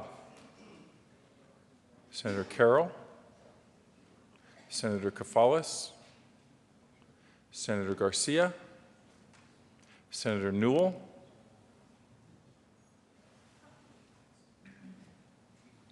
with 22 ayes, 13 noes, 0 absent, 0 excused, Senate Bill 188 is adopted. Co-sponsors, Majority Leader Scheffel, Senator Lundberg, Senator Baumgardner, Senator Lambert, Senator Neville, Senator Grantham, Senator Scott, Senator Sonnenberg, Senator Marble, Senator Roberts, Senator Cook, Senator Holbert, Senator Woods,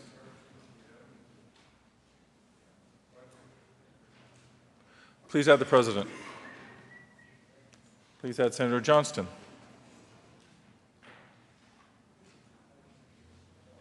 Please add Senator Martinez-Huminick. Co-sponsors. Supporters.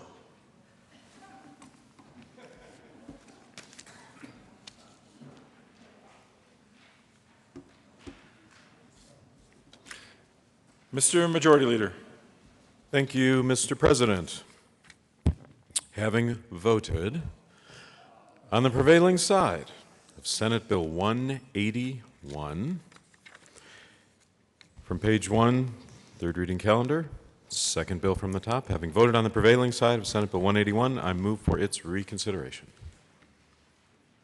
You've heard the motion. Is there a discussion? Seeing none. All those in favor say aye. Those opposed, no. The ayes have it. Senate Bill 181 will be reconsidered. Mr. Majors, would you please read the title to Senate Bill 181? Senate Bill 181 by Senators Woods and John and Representatives Kagan and Dorr concerning the sentencing of persons convicted of Class 1 felonies committed while the persons were juveniles. Senator John. Thank you, Mr. President. I move Senate Bill 181 on third reading, final passage, and ask for an aye vote. Is there further discussion? Seeing none, the motion before the body is the adoption of Senate Bill 181 on third reading and final passage. Are there any no votes? Senator Cook, Senator Roberts, Senator Scott,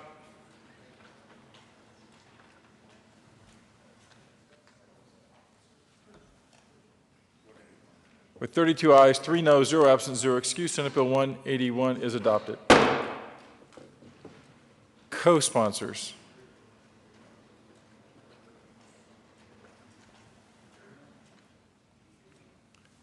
Majority Leader Scheffel. Thank you, Mr. President. All right, colleagues, we are going to take a break.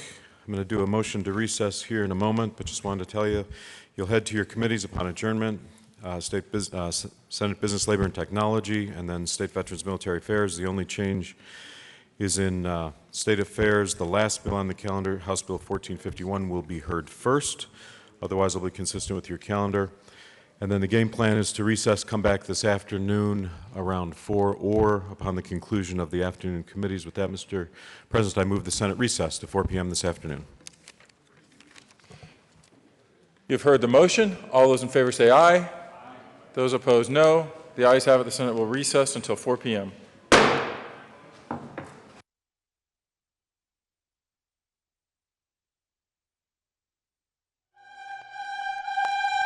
Yeah.